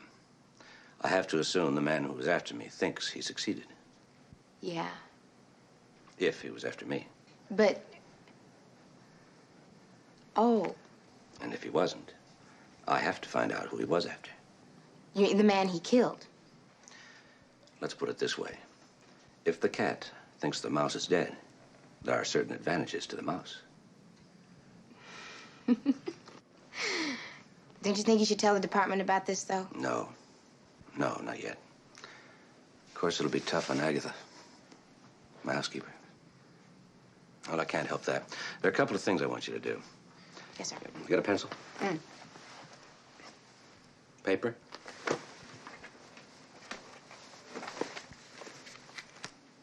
Right. Oh. Shoot, sir.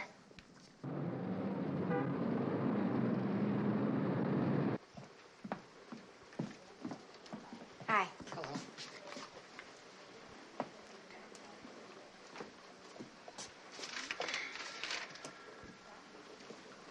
Here you go. Thanks. Well,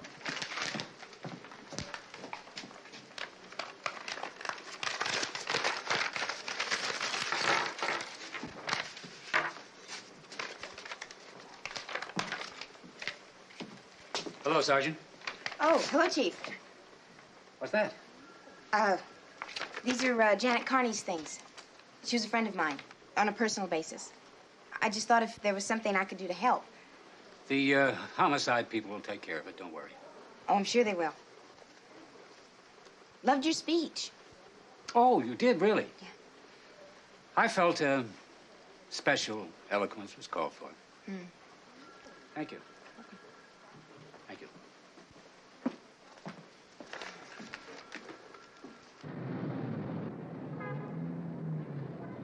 Then there were 3 lipsticks, a comb, a lighter, theater ticket stub. Have a date on it?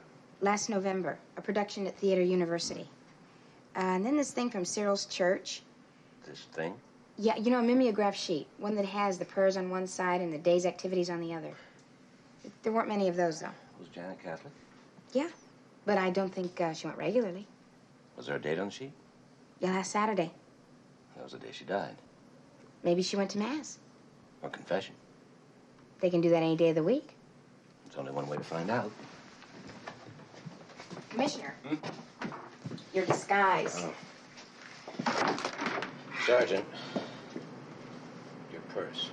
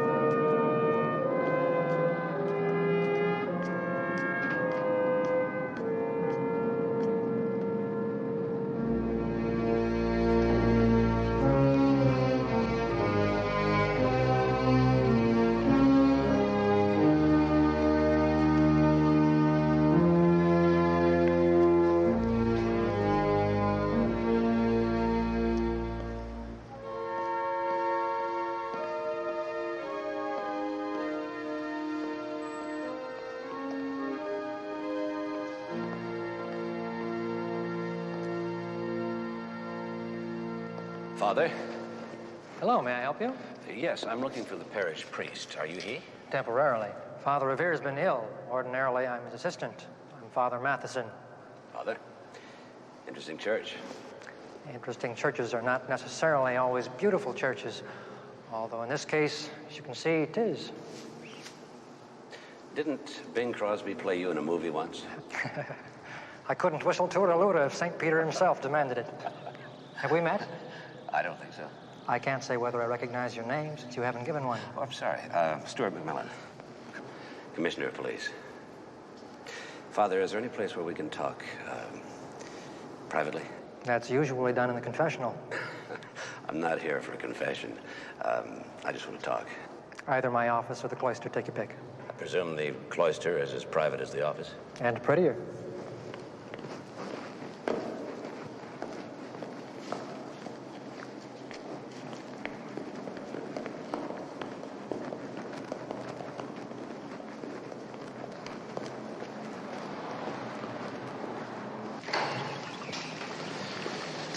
Even though I'm not a Catholic, Father, I would like this conversation held in confidence.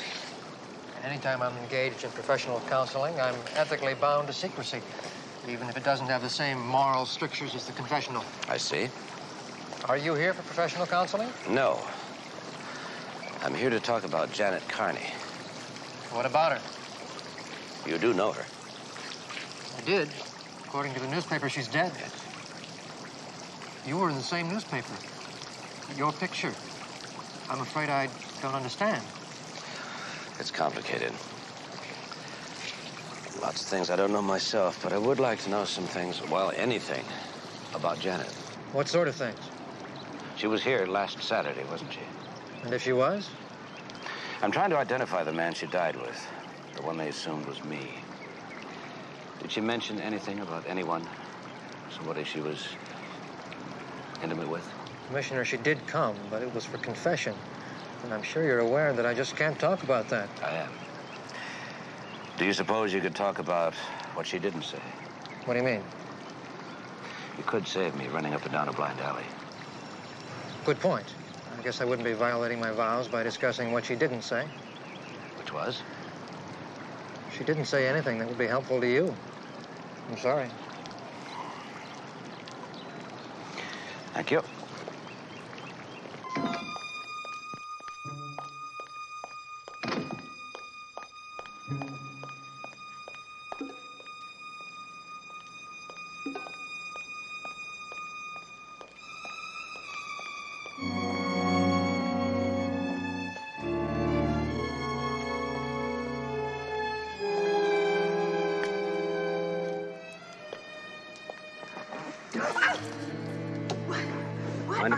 Scare you a little bit?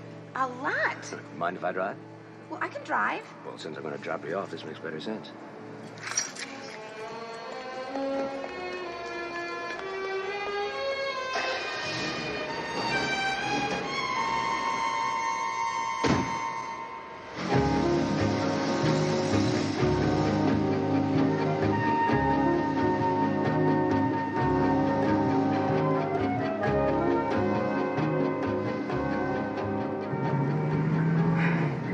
They located Joe Murchison. They're bringing him in for questioning. He's the one that DiMaggio thinks is behind this. Oh, good. Then I can stick with Janet. How'd you know where I live? I looked it up in a book. A book? The telephone directory. Oh. Do you always ask such dumb questions? Well, what questions am I supposed to ask? Like, where are you dropping me off? For instance? Well, I assume you're dropping me off at a car rental agency, considering the fact that you need transportation, and you can't rent a car yourself without identification. Of course, you could keep on driving Janet's car, but the police are looking for it, so that wouldn't be very smart of you. Where are you dropping me off?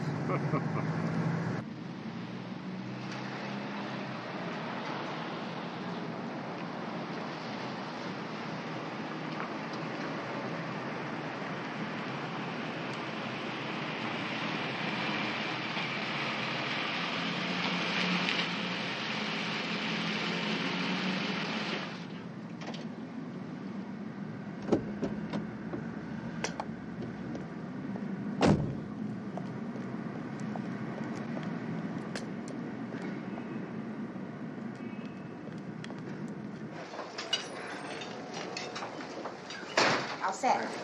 Here, best hot dogs in town. No, thank you. I'm trying to skip lunches lately. Why?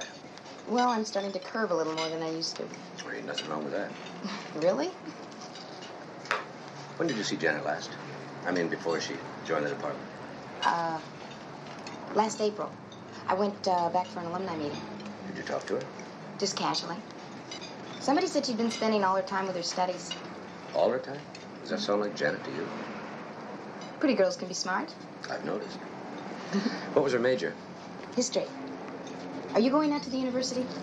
Well, I struck out at the church. I figured Janet's my only lead.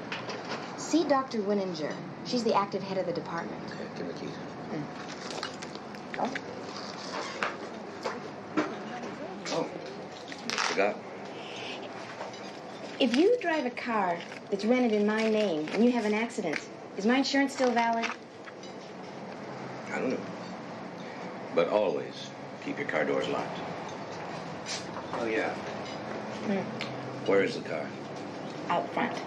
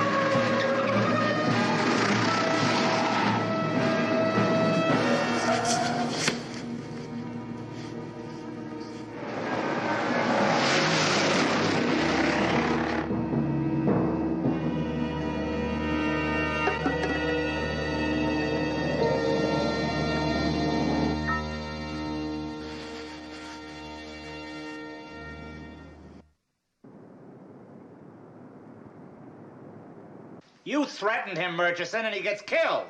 Now, what do you want me to do, Murchison? You want me to chalk it up to ESP? No, but I have a better suggestion. What you can do with it. I don't know. Somehow I think if I hadn't been out of town, this whole thing might never have happened. Oh, Buster, I wish I had been out of town. Then we could stop all of this and all go out for a drink. Hey, the man is a lieutenant. So? So, call him that when you talk to him and show some respect, all right? Sergeant. Mercy. Lieutenant. I'm sorry if I didn't show the proper respect. Look, you threatened him. So I talk a lot. Did somebody pass a law?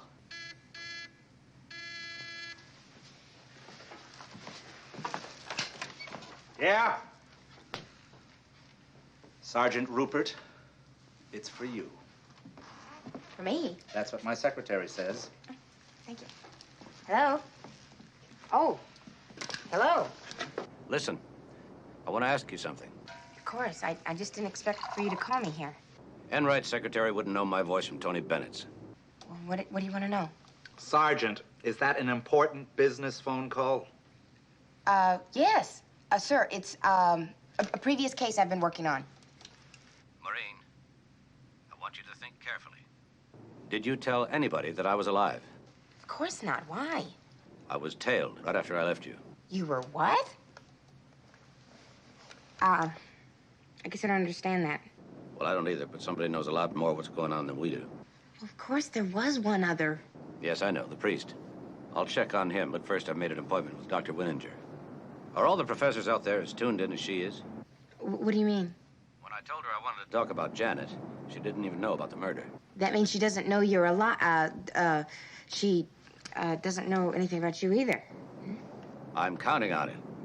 By the way, did you lock the car doors? Goodbye.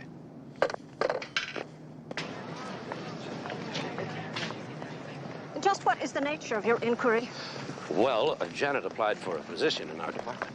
Must be a significant one with you checking her out yourself. Why? Does it surprise you that she would apply for a significant job? That she'd apply, no. That you take her seriously. I take it you have a low opinion of her. Janet is fairly bright, fairly ambitious. Sorry, I can't speak as well of her judgment or her personal conduct. Could you be more specific? I could, but I don't intend to. I'm wondering about her friends. I understand what you want. I have given you my professional opinion. I do not intend to indulge in gossip. Have a nice day.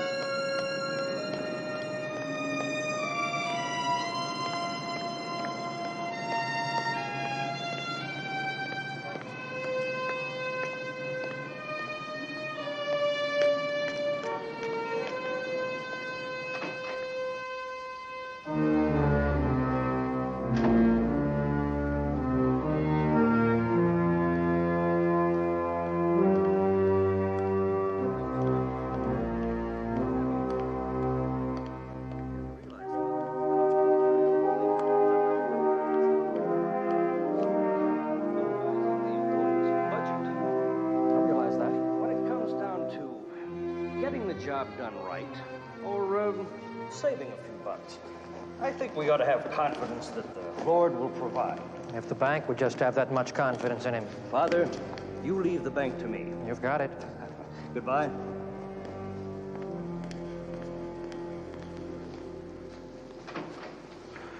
Father. Mr. McMillan. I'm sorry, I didn't mean to startle you. I didn't want that man to see me. Who is he? That's Bernard McGavin. Do you know him? No. He's chairman of the renovation committee. Oh.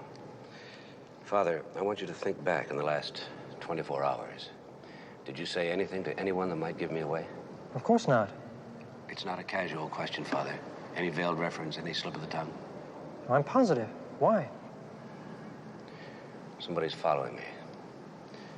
If I could find out how he found out I'm alive, it might clear up a lot of things. I see. Well, I guess I strike out again. I don't know whether I'm glad or disappointed. Thanks.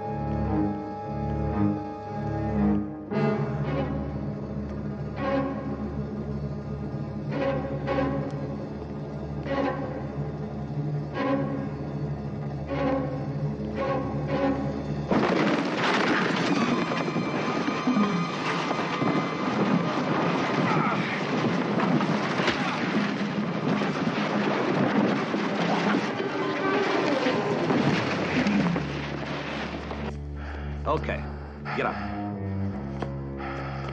Who are you? My name's Mason. Who sent you? Ah. That'll explain everything. San Francisco police. Oh, Enright's gonna have my butt for breakfast. Well, we finally got a dental make on that body. It didn't tell us who he was, but it did tell us that it wasn't you. You didn't let the newspapers know. You must have figured out what I was doing. Not really. But I decided to let Internal Affairs have a go at it to try and find out without blowing your cover. Well, how did he locate me? Well, I decided that you probably needed a contact, somebody in the department. So I told him to check any officer who'd been acting strangely the last day or two. I used all the academic procedures against being tailed. What now, sir? Well, too many people know. Might as well release a statement. Right away. And we can turn in that rental car? Right. Oh, there is one more thing, Commissioner. You know that gold desk pen you always used? You know, your favorite? Mm-hmm. Well, when you were killed, I mean, when I thought you were, when I thought that you weren't coming back and that you'd never need it again, I lifted it. I mean, I took it as a memento. Yes? Well, I would like you to have it, sir. And welcome back. Thank you, Charlie. Oh, Charlie, I'd like to use Sergeant Rupert for a while, okay? I'm ready, sir. She's ready, sir. Good, good. I have to let somebody know I'm alive. So I'd like you to lay the groundwork so she won't have a heart attack. She? Yeah. Oh. I'm so glad that young people like you appreciated his contribution. Well, I did. But, you know, it's like his death wasn't in vain. You know what I mean? That's exactly what I'm trying to talk to you about. His death was in vain? No, his death, but you see... I wish he had met a girl like you in his own time. No, you don't understand. I understand his loyalty to Sally. Heavens knows. Life goes on and on and on, and except when it doesn't go on. Please, stop crying. This is what I'm trying to tell you. It's going to be a little bit of a shock, but a pleasant shock. Oh, I've had enough shocks this past weekend to last me a lifetime. Miss Thornton, you don't understand. Miss Thornton. Please, what I'm trying to tell you is very hard to explain, but Commissioner McMillan isn't dead. You know, people think it's not paying for me to go around packing up things in this apartment just because I wasn't a blood relative. But he wasn't killed. Sometimes it's even worse. I have to make judgment on some things I'm not even prepared for. I don't know what to do with this Dizzy Gillespie collection. Miss Thornton, he's alive. So I didn't do anything with it. Nothing. Very good. I thought you'd feel that way. I was...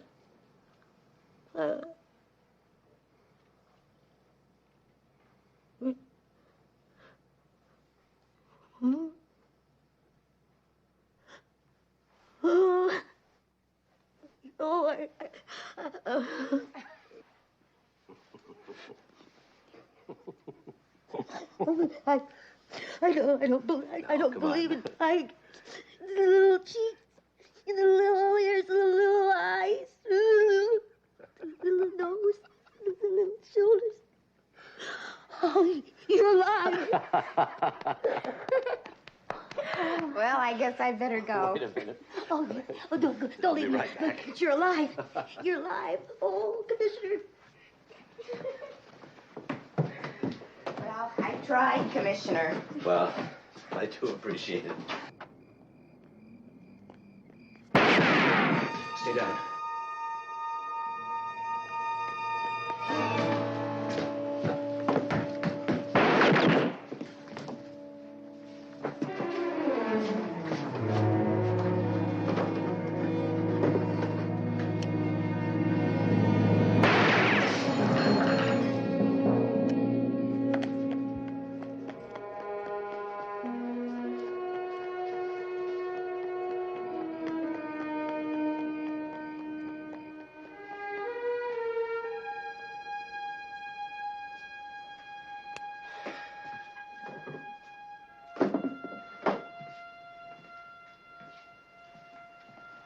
What do you want me to do? Stay put. I'm put, sir. Well, that proves one thing anyway. Which is? It was you they were after in the first place. Maybe.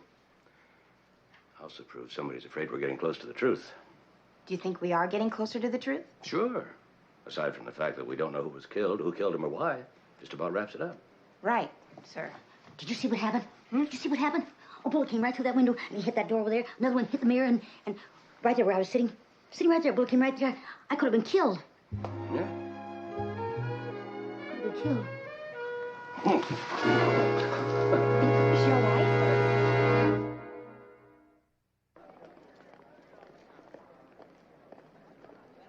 I must say, it wasn't thoughtful of you to let me talk on about poor Janet without once mentioning she was dead. Sorry. Would you have spoken differently? Here, let me help you. No, I guess not. Dr. Winninger, last time I saw you, you mentioned something about Janet's conduct. I also said I refused to indulge in gossip. Well, I know, but, would you indulge a little? It might help. Mr. McMillan, affairs between students and professors are not exactly unheard of. Yes, I remember. Mind you, I have no proof. Please indulge. Well, her major professor, Henry Lundstrom, Mm-hmm. I sensed... Well, no, the truth is they were quite blatant about it. I see. I am personally convinced that his feelings for her were somehow connected with his bizarre conduct.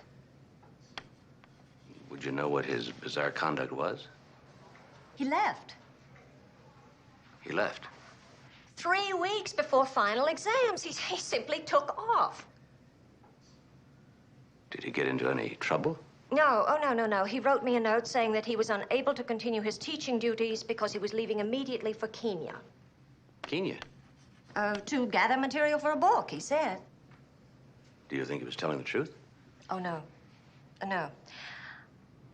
I am convinced that his departure had something to do with Janet Carney.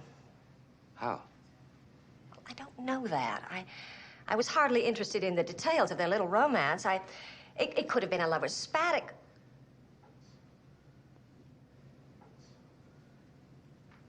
Good heavens. What's the matter? You don't suppose that... Henry, that he could have been the one. You know, the one that was killed? I was thinking the same thing for the past few minutes. Oh, how awful. Did he leave anything? Files? Anything like that? Anything. He left everything. Would you like to take a look? I certainly would. I told you his departure was bizarre. He didn't take anything out of his desk.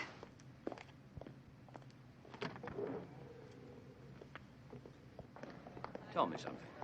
Would you describe Lundstrom as a short man? Rather stocky? No, he was average height, rather slender.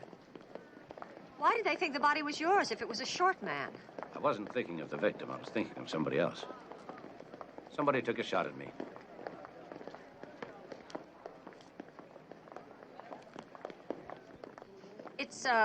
It's just down the hall.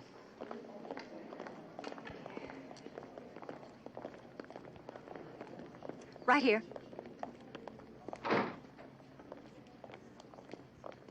In here. I have been meaning to get someone in here to take care of this. Well, just what are you looking for, Commissioner? Well, anything that might have bearing on the relationship. Well, let's see what we can find.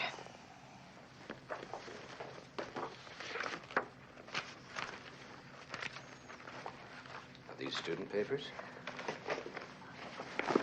Oh, yes. Yes, they are.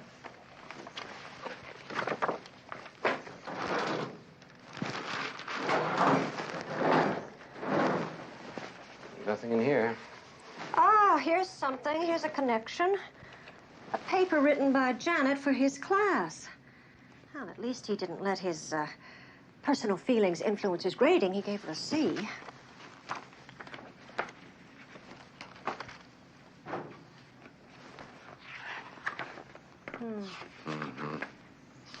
Well, seems we've drawn a blank. Professor, thank you for your cooperation. Anything I can do. May I take this with me? I was just about to say those papers belong to the students, but I guess poor Janet won't be coming for it, will she? No, she won't. Thank you.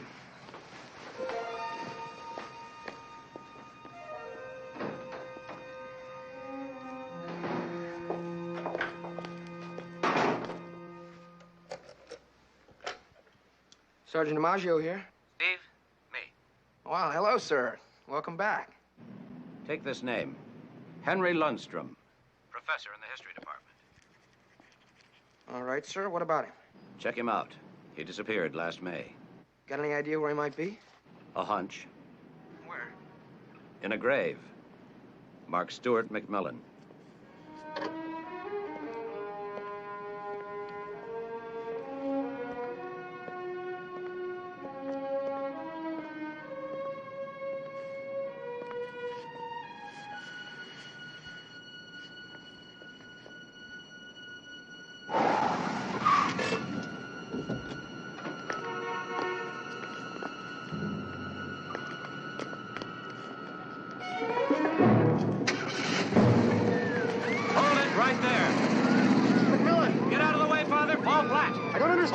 What's going on?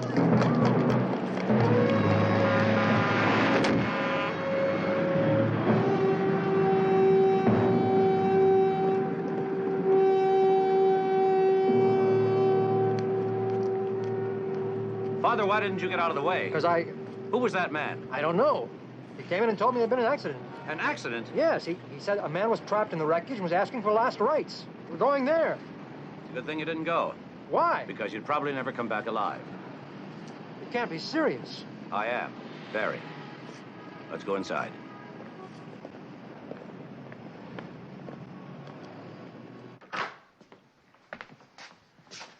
Father Revere and I share this office. As you can see, he's been here for quite a while. See. Thank you. Father, I think I may have an answer, at least, to some of the questions. Even to why someone would want to hurt me? I'd like to tell you about a story I just read. A story? About a man named Edmund Davis. He founded one of the first newspapers here in San Francisco. In 1849, the gold rush. He was one of the first to go there and one of the first to come back. You had no luck? On the contrary, when he came back, he was loaded, heavily guarded with a man named Kurt Schulin. Millions of dollars worth of gold nuggets, which he proceeded to hide. Why? He wanted to buy up the land surrounding his claim, but he knew he couldn't if somebody found out about his strike. Then, unfortunately, he was murdered 5 days later. Good Lord. Schulin was arrested, confessed, and hanged. Said he killed Davis because he didn't get his half of the gold. Was that true? Nobody knows, and if the gold was there, it was never found. It's very interesting, Commissioner, but I don't see... All of Davis's files and papers were given to the archives of the university. Recently, a professor assigned his students the job of doing papers on any of the archived material. Janet Carney was given the subject of Edmund Davis. Janet? Okay, I see how that ties in, but I still don't see... How can I help you? Father, you, mentioned the contractor. What was his name? McGavin. McGavin. And how long was he here? Good long time. Do you know when the church was built? Yes, I do. Would you like to see the marker? Yes, please.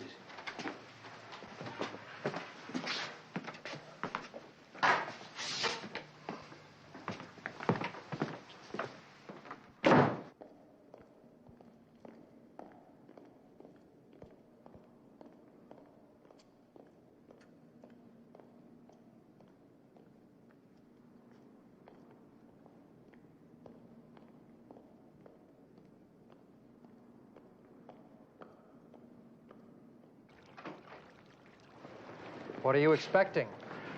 If I'm right, 1849.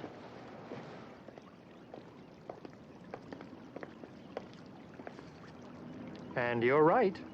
Davis was killed when this church was being built. Yes. At least the original section. It's been added to over the years. According to Janet's paper, Davis was chairman of the construction committee of this church. It's incredible. If any of this gold story is true, chances are he used this church as a hiding place. The church? Well, it was under construction. You probably knew every inch of the plans. Could have been a lot of places. Are you suggesting the gold is still here? I don't know. Maybe. But if somebody thought that and somebody read Janet's paper and came to that conclusion, that could explain. That could explain murder. Now, this McGavin, how long has he been here? Quite a long time. His first name? Bernard. Bernard McGavin. All right. Murder is a reasonable price for that amount of gold, especially in today's market. Worth over millions. Millions?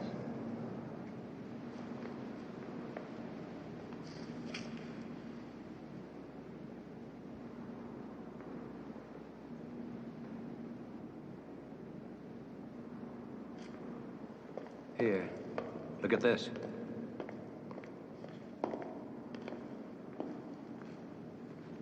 Who's he holding in his arm? The orb. Does it look like a sunburst to you, a sunrise? Possibly. Why? Davis's last known words were scrawled on a piece of paper. Under the sunrise, it said.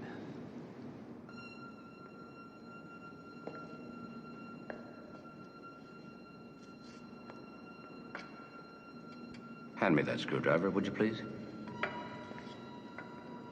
Thank you.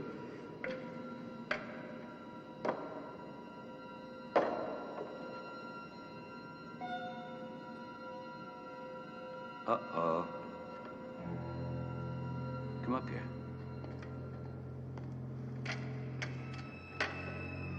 Somebody's been here before us. See if we can get this out. Mm-hmm.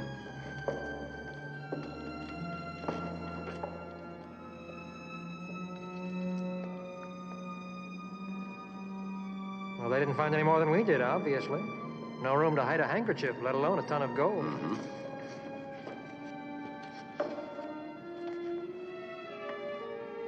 Well,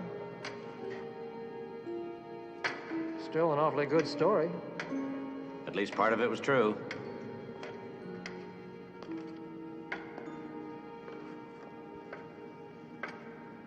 Father, who's behind this renovation? What do you mean? I mean, who pushed it? Gavin himself. He even guaranteed a sizable portion of the cost. We owe him an enormous debt of gratitude. Mm-hmm. What was he contracted for? Just general restoring, painting, cleaning, rehabilitation. Commissioner, you said that man, he might have killed me. Why? I don't know. Maybe to hold you as hostage, to force Father Revere to cooperate while he searched this church. Excuse me, Father, I've got some reading to do.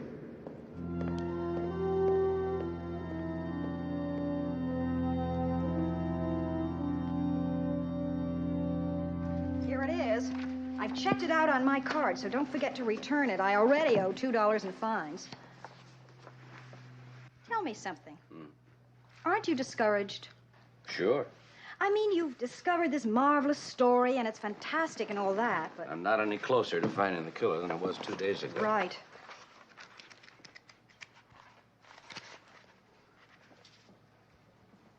Find something interesting? Maybe. I don't know how much it's going to help us.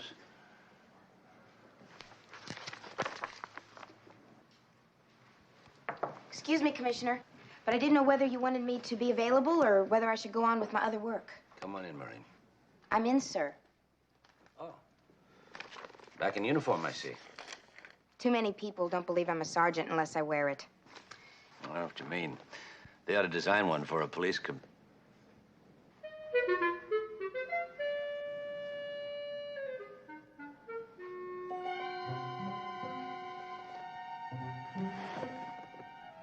Are you all right?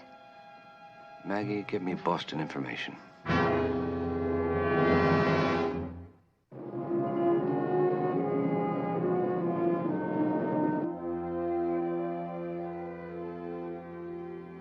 Then you think you're really onto something?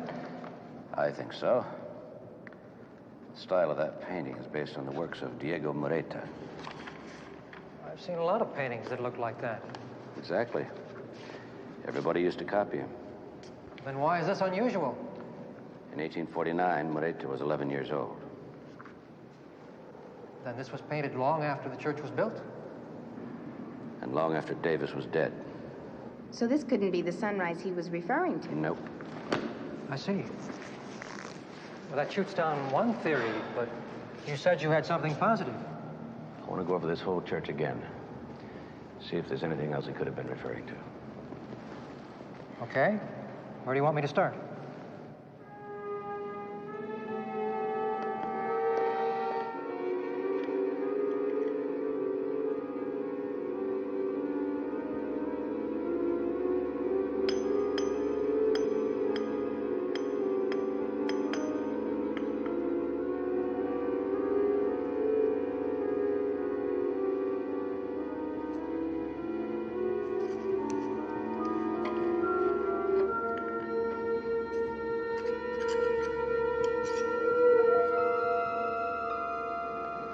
The gold is here. I'm afraid the only way to find it would be to tear the entire church down to the ground. I looked everywhere. Inside the walls, under the foundation, under the floor.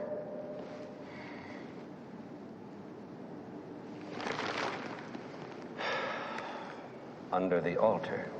We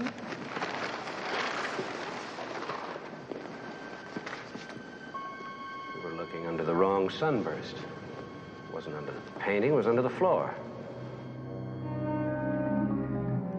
You can't ask us to tear up the entire floor. Just this section.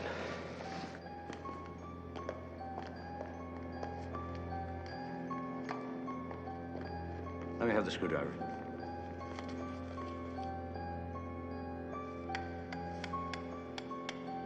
Uh-huh. It's metal. I'll take that.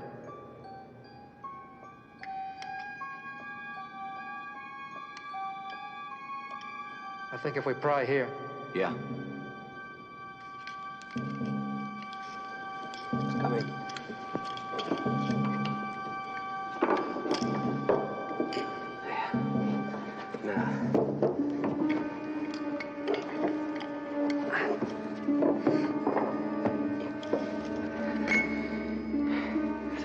Davis hid the gold under here and sealed it with metal strips.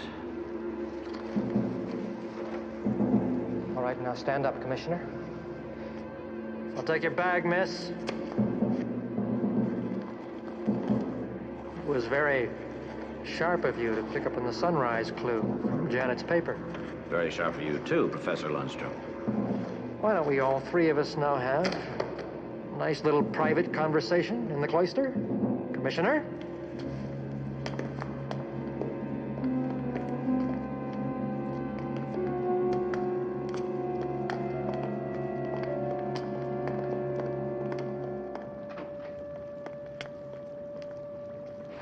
The problem was how to get in here and search the place. And I saw an item in the newspaper, and it was dumped in my lap. What was the item? Well, just a routine little news story saying Father William Matheson had been assigned as an assistant to Father Revere. A fellow from Boston, it said. And you intercepted him? That's a nice way to put it. You can stop right there. You killed him? He went to his spiritual reward a little ahead of time, that's all. What made you think you could get away with that? I'm a scholar. I knew how to bone up enough to get by for a while. That's when Janet caught on, right? Belatedly. When I left the campus without saying goodbye, I guess her pride was wounded. Her mind just wouldn't let go. When it finally occurred to her there might be some connection between the gold and the church, she decided to go and take a look. And whom should she run into? Father, I wonder... Henry! I'm sure you'll find this devotional inspiring. Now I understand why you wanted to leave. Come on, Janet.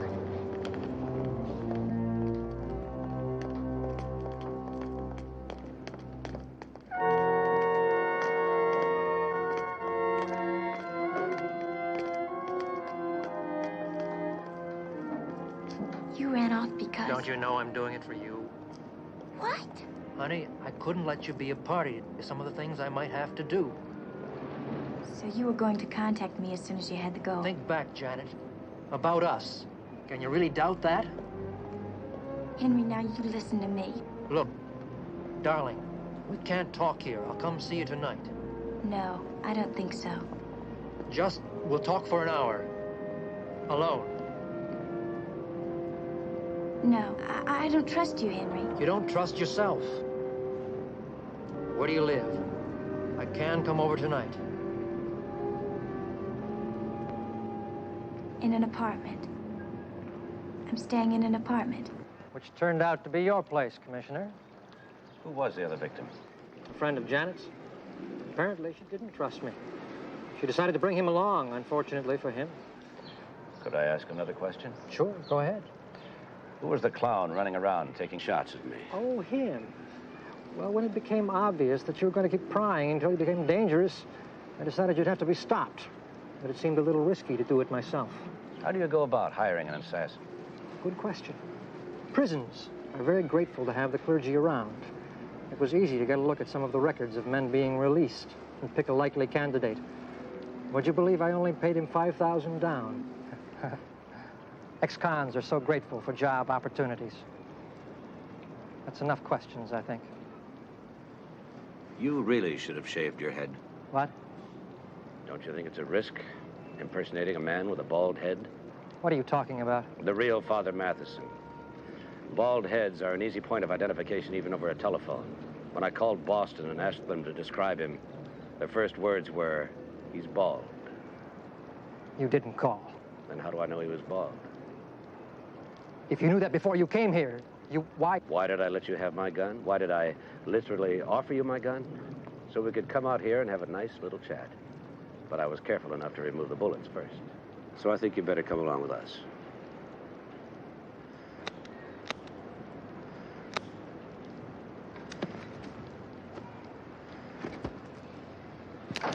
convinced? I'm not. Go, Marine!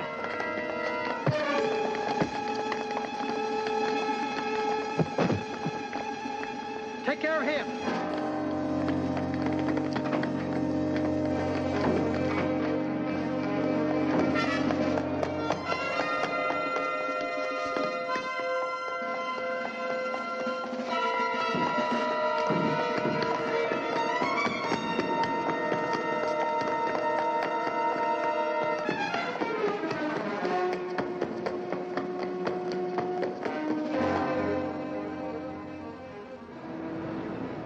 Only $5,000, huh? That guy's getting millions.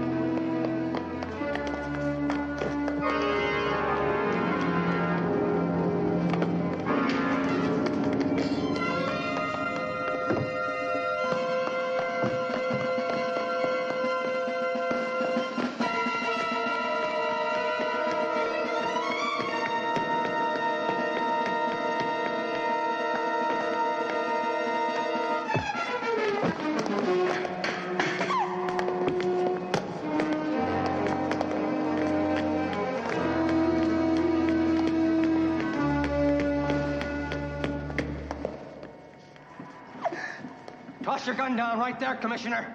Sorry, Lundstrom. I'm taking you in. If that gun isn't gone by the time I count to 3, this young lady's gonna get a chance to fly. I mean it! The hostage rule was put in just so there would be no question. What? The hostage rule. Code 27, paragraph 13. When a police officer is held hostage, there will be no bargaining under any circumstance. You're not gonna just watch while I throw her over. That's right. The sooner everybody knows about it, the sooner people like you will learn never to take a hostage. I don't believe it. You're not gonna just stand there.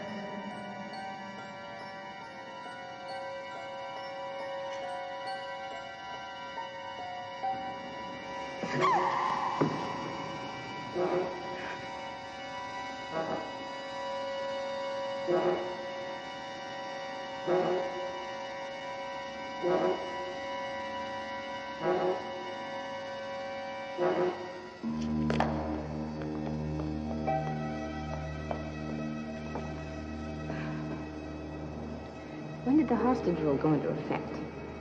About a minute ago. All right.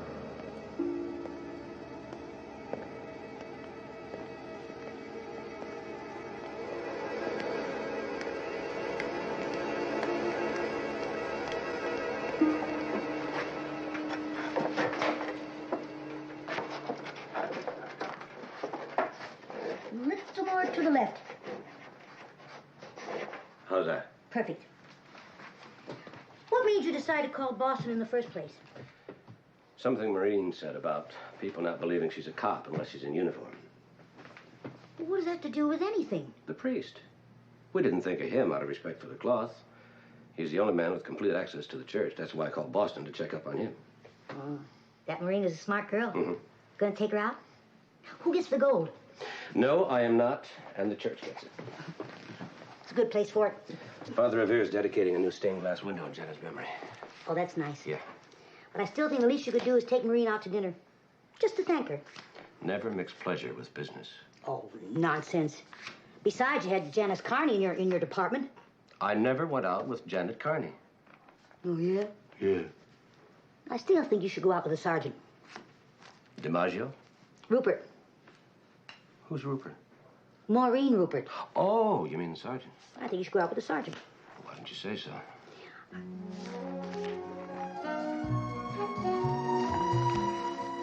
Coffee. Oh, here's some sugar.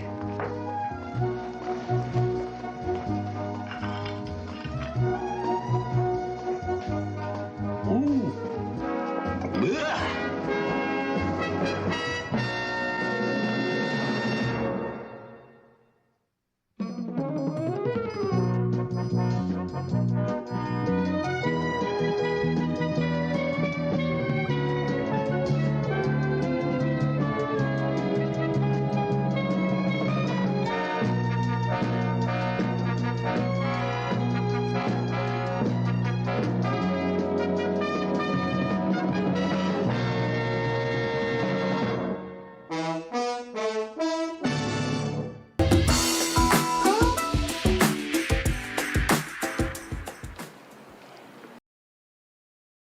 Nhá.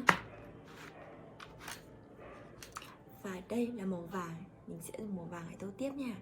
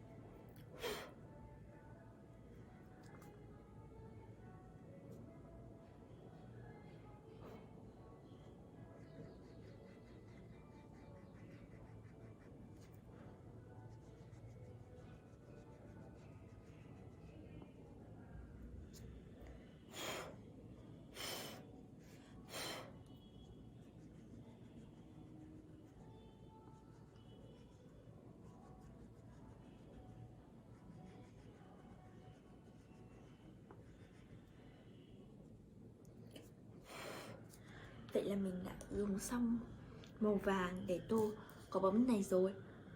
Tiếp theo thì mình sẽ dùng màu vàng để tô phần đỉnh của cái quả bóng bên cạnh này nữa nha.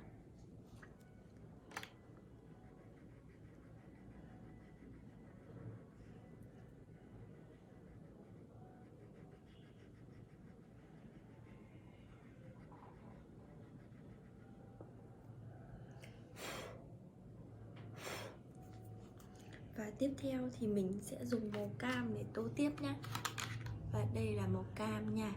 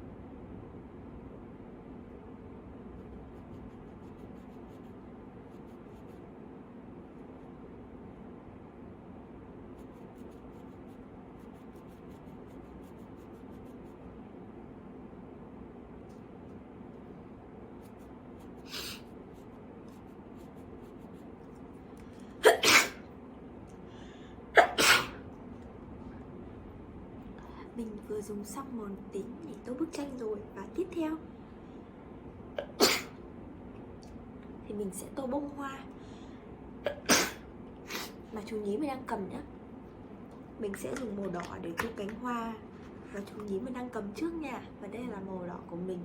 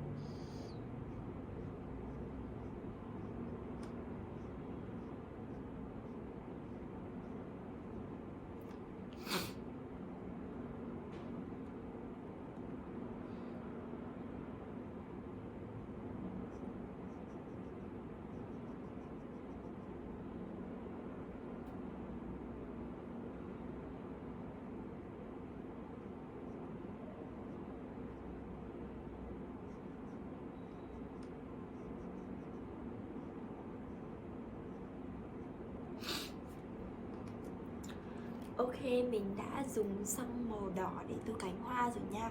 Và tiếp theo thì mình sẽ lấy... ও তুমি ডরাইছেন?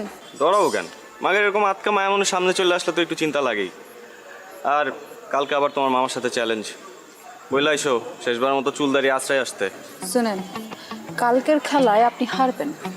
বাবা, confidence দেখছো মেয়ে? যদি না হারছেন তাহলে কিন্তু বললাম এটা দিয়ে আমি আমার হাতে আপনার নাম লিখুন। মানে তো তখনই বুঝবেন যখন এটা দায় আপনার উপর পড়ব। সরেন। আরে ভাই, নাম লিখবা মানে? কি মুসিবতে পড়লাম। জিততে না পারে এখন 2 নাম্বারই।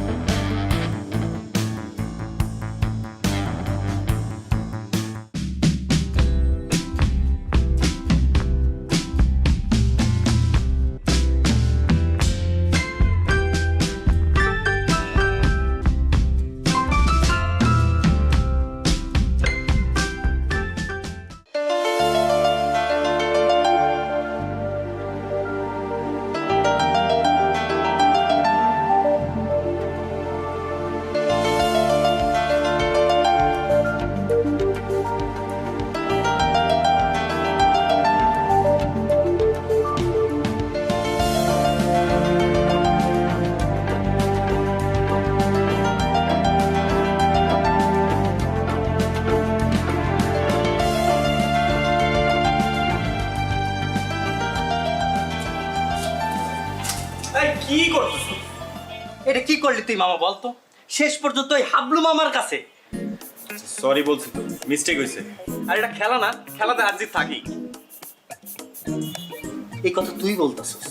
3 বারের চ্যাম্পিয়ন নিলয় বলতেছে এই কথা, শেষ পর্যন্ত খেলায় হার জিত থাকেই। হ্যাঁ বলতেছি, এবার হয় না আগামী বার হইব। আর শোন, আমাদের না বয়স বেশি হয়ে গেছে, ঠিক আছে? এখন এটা জুনিয়রদের করা কাম, আমরা অনেক সিনিয়র হয়ে গেছি। এই দাঁড়া জুনিয়র, হ্যাঁ? কোন অ্যাঙ্গেল ওই হাবলু মামার তো জুনিয়র মনে হলো কত দেখি? এই কথা শোনার পরে ওই হাবলু মামা সানফ্লাওয়ার তেল মাইরা ঠিক ঠিক করে হাসবো। তুই এমন একটা কাজ করছিস মামা, এলাকায় মুখ দেখানোর মতো অবস্থা থাকলো না। টাকা দিতেছি, একটা কাজ কর, বোরকা কিনা পিন্দা করতে থাক, ঠিক আছে? এলাকায় মুখ দেখাই তুই না। দাঁড়া, আমার মনে হইতেছে কেউ তোরে তাবিজ করছে। তুই কখনো তো এই কথা বলার ছেলে না, কি হয়েছে কত? কোনো তাবিজ টাবিজ কিছু না। আর শোন, আনোয়ারের রহিম বাবুর ছেড়ে আনতে পাঠাইছিলাম, কই হয়? ভাই আসসালামু আলাইকুম ভাই। ওয়ালাইকুম আসসালাম। আনোয়ার কই? ভাই পাঠায় কই জানি গেল গা ভাই? কামটা কি হলো ভাই? কালকে গেমটা এটা গেলেন? যাওয়ার হইছে, কাজের কথা আসি। লাইলির পার্টিতে কাচ্চি করে দিব। না ভাই পারুম না, মাফ করে দেন ভাই। আপনার লেগে আমার জানা আছে, রুমের লেগে আমি ভাই কাচ্চি বাচ্চি রাখতে পারবো না ভাই। কি কর রহিম ভাই? মাথা ঠান্ডা, মাথা ঠান্ডা। তোমাদের ছাড়া হইব না তো বিষয়টা। এমন কাচ্চি খাওয়াই ফিরব, মনে করো 7 দিন যাতে কেউ বাথরুম থেকে বাইর না হইতে পারে। বুঝছো না বিষয়টা? পারো না? যাও এবার রেডি করে গিয়ে যাও তাড়াতাড়ি।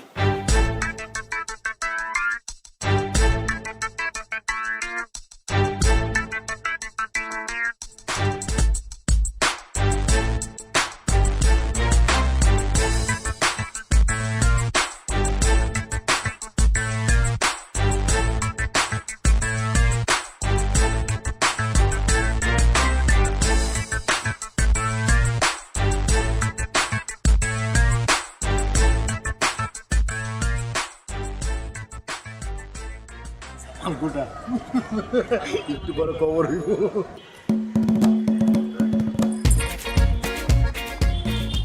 তোমরা আমগুলোকে বইতা। আরে আমরা তো খাবোই, আগে আপ্যায়নটা করে নেই। পুরান ঢাকার ট্রেডিশন তো আপ্যায়ন করা, কি মামা? এই তো দুষ্ট লাইনে আইছো, এরকম লাইনে থাকলে তো কোনো সমস্যা হইতো না। খুব তো কইছিল খেলার কথা, এখন বুঝছো খেলা কি? এখন একদম ক্লিয়ার মামা। আপনার একটু কাছে দিই। আলু দেই, আলু আলু। না না না, গোস্ত দাও, গোস্ত দাও। এই যে গোস্ত দেই। অনেক মজা হয়েছে। এই লাইলি দাও, লাইলি দাও। আলু ল ল ল ল লাইলি ল। তুমি লইবানি? খাইতাম, মজুর তো। তুমি একটু খাও। সবাই মিলে আমগুলোকে খাইতাম। আরে খাবো তো, খাবার তো আছে। লোকে খাও। আরে মামা খান তো। আজকে কিছু লাগলে বললেন কিন্তু। মজা হয়েছে। আসলে না, তুই ল, গোস্ত ল।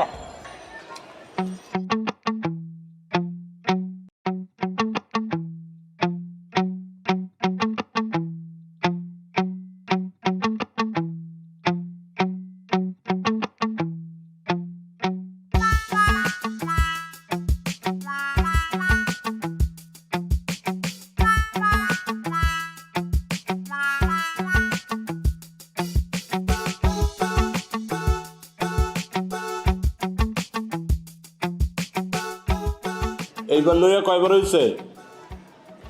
ভাই 5 বার। তোমার এত করে কইছি যে একটু কম কম খাও, মাগনা খাওয়ান পাইলে হুদাই হাম করে খাও। দুলা ভাই আমি তো মাগনা খাওয়ান খাই ভাই, আমরা তো বাজেতে জিতছি, আর আমি তো পরিমাণ মতোই খাইছি। বিশ্বাস করেন দুলা ভাই, আমি নিশ্চিত ওরা খাওয়ানোর মধ্যে কিছু মিশাইছে। লাইলিও তো পরিমাণ মতো খাইছে, ওরা তো পেট নামছে শুনছি। হ্যাঁ, মানুষের খায় কাম নাই, তোমার খাওয়ানোর লোকে কিছু মিলাইছে। ভাই আপনি জানেন না, ওরা অনেক ডেঞ্জারাস, অনেক ডেঞ্জারাস দুলা ভাই। ওরা প্রত্যেকটা ধরে ধরে ফাঁসি দেওয়া উচিত দুলা ভাই।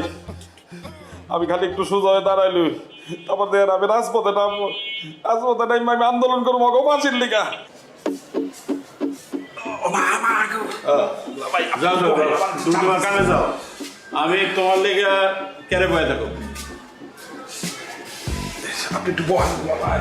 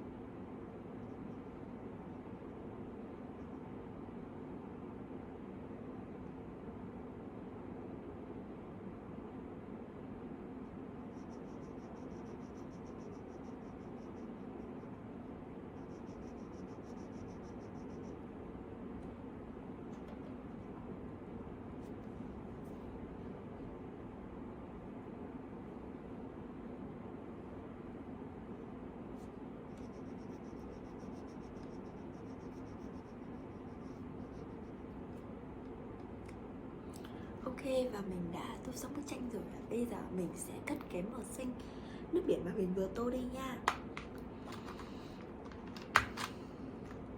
Và mình sẽ cho các bạn xem bức tranh của mình sau khi đã tô màu xong nhé.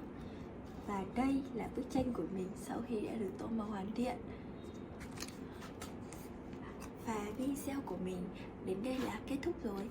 Xin chào và hẹn gặp lại các bạn ở video tiếp theo nha. Bye bye. Sợ à. Mình tự giấu đi mà. Hãi vậy. Chết mất. Cô sinh viên.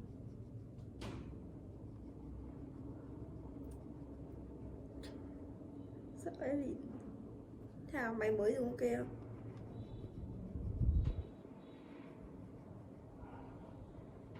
Lý do á?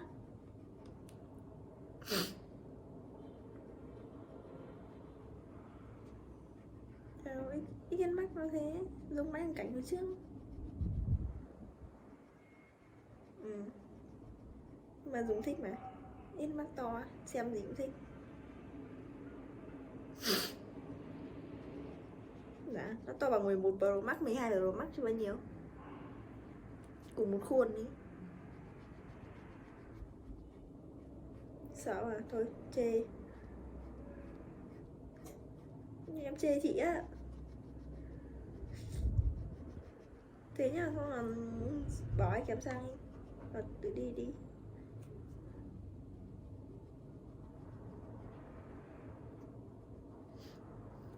Bảo anh ấy rồi, nó nói anh có anh bảo cho dùng đi. Dùng tạm đi. Thế nhá.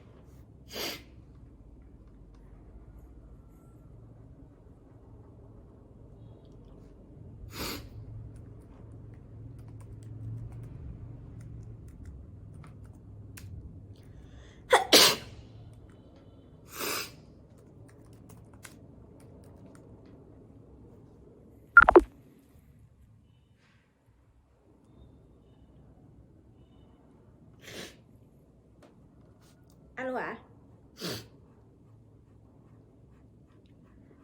Cái máy tính con nó bị đầy mấy cái video chớt vào ấy. Nó đã ấy đâu. Nó bị nhiều quá ấy.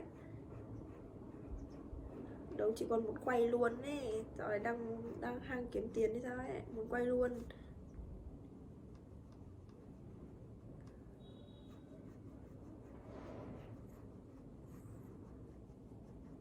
Để con bảo xem. Tại vì đang gần đấy, chị con đang chơi gần đấy. Vâng. Ý là đang chơi gần đấy. Đang ở đấy. Vâng. Để con bảo.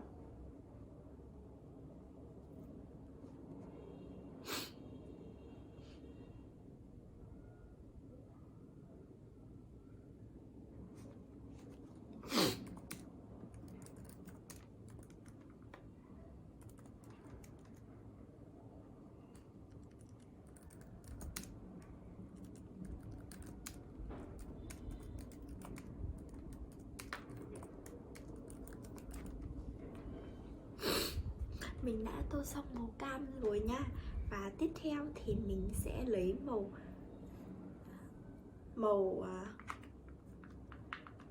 xanh đậm, xanh lá đậm để tô bức tranh nhá.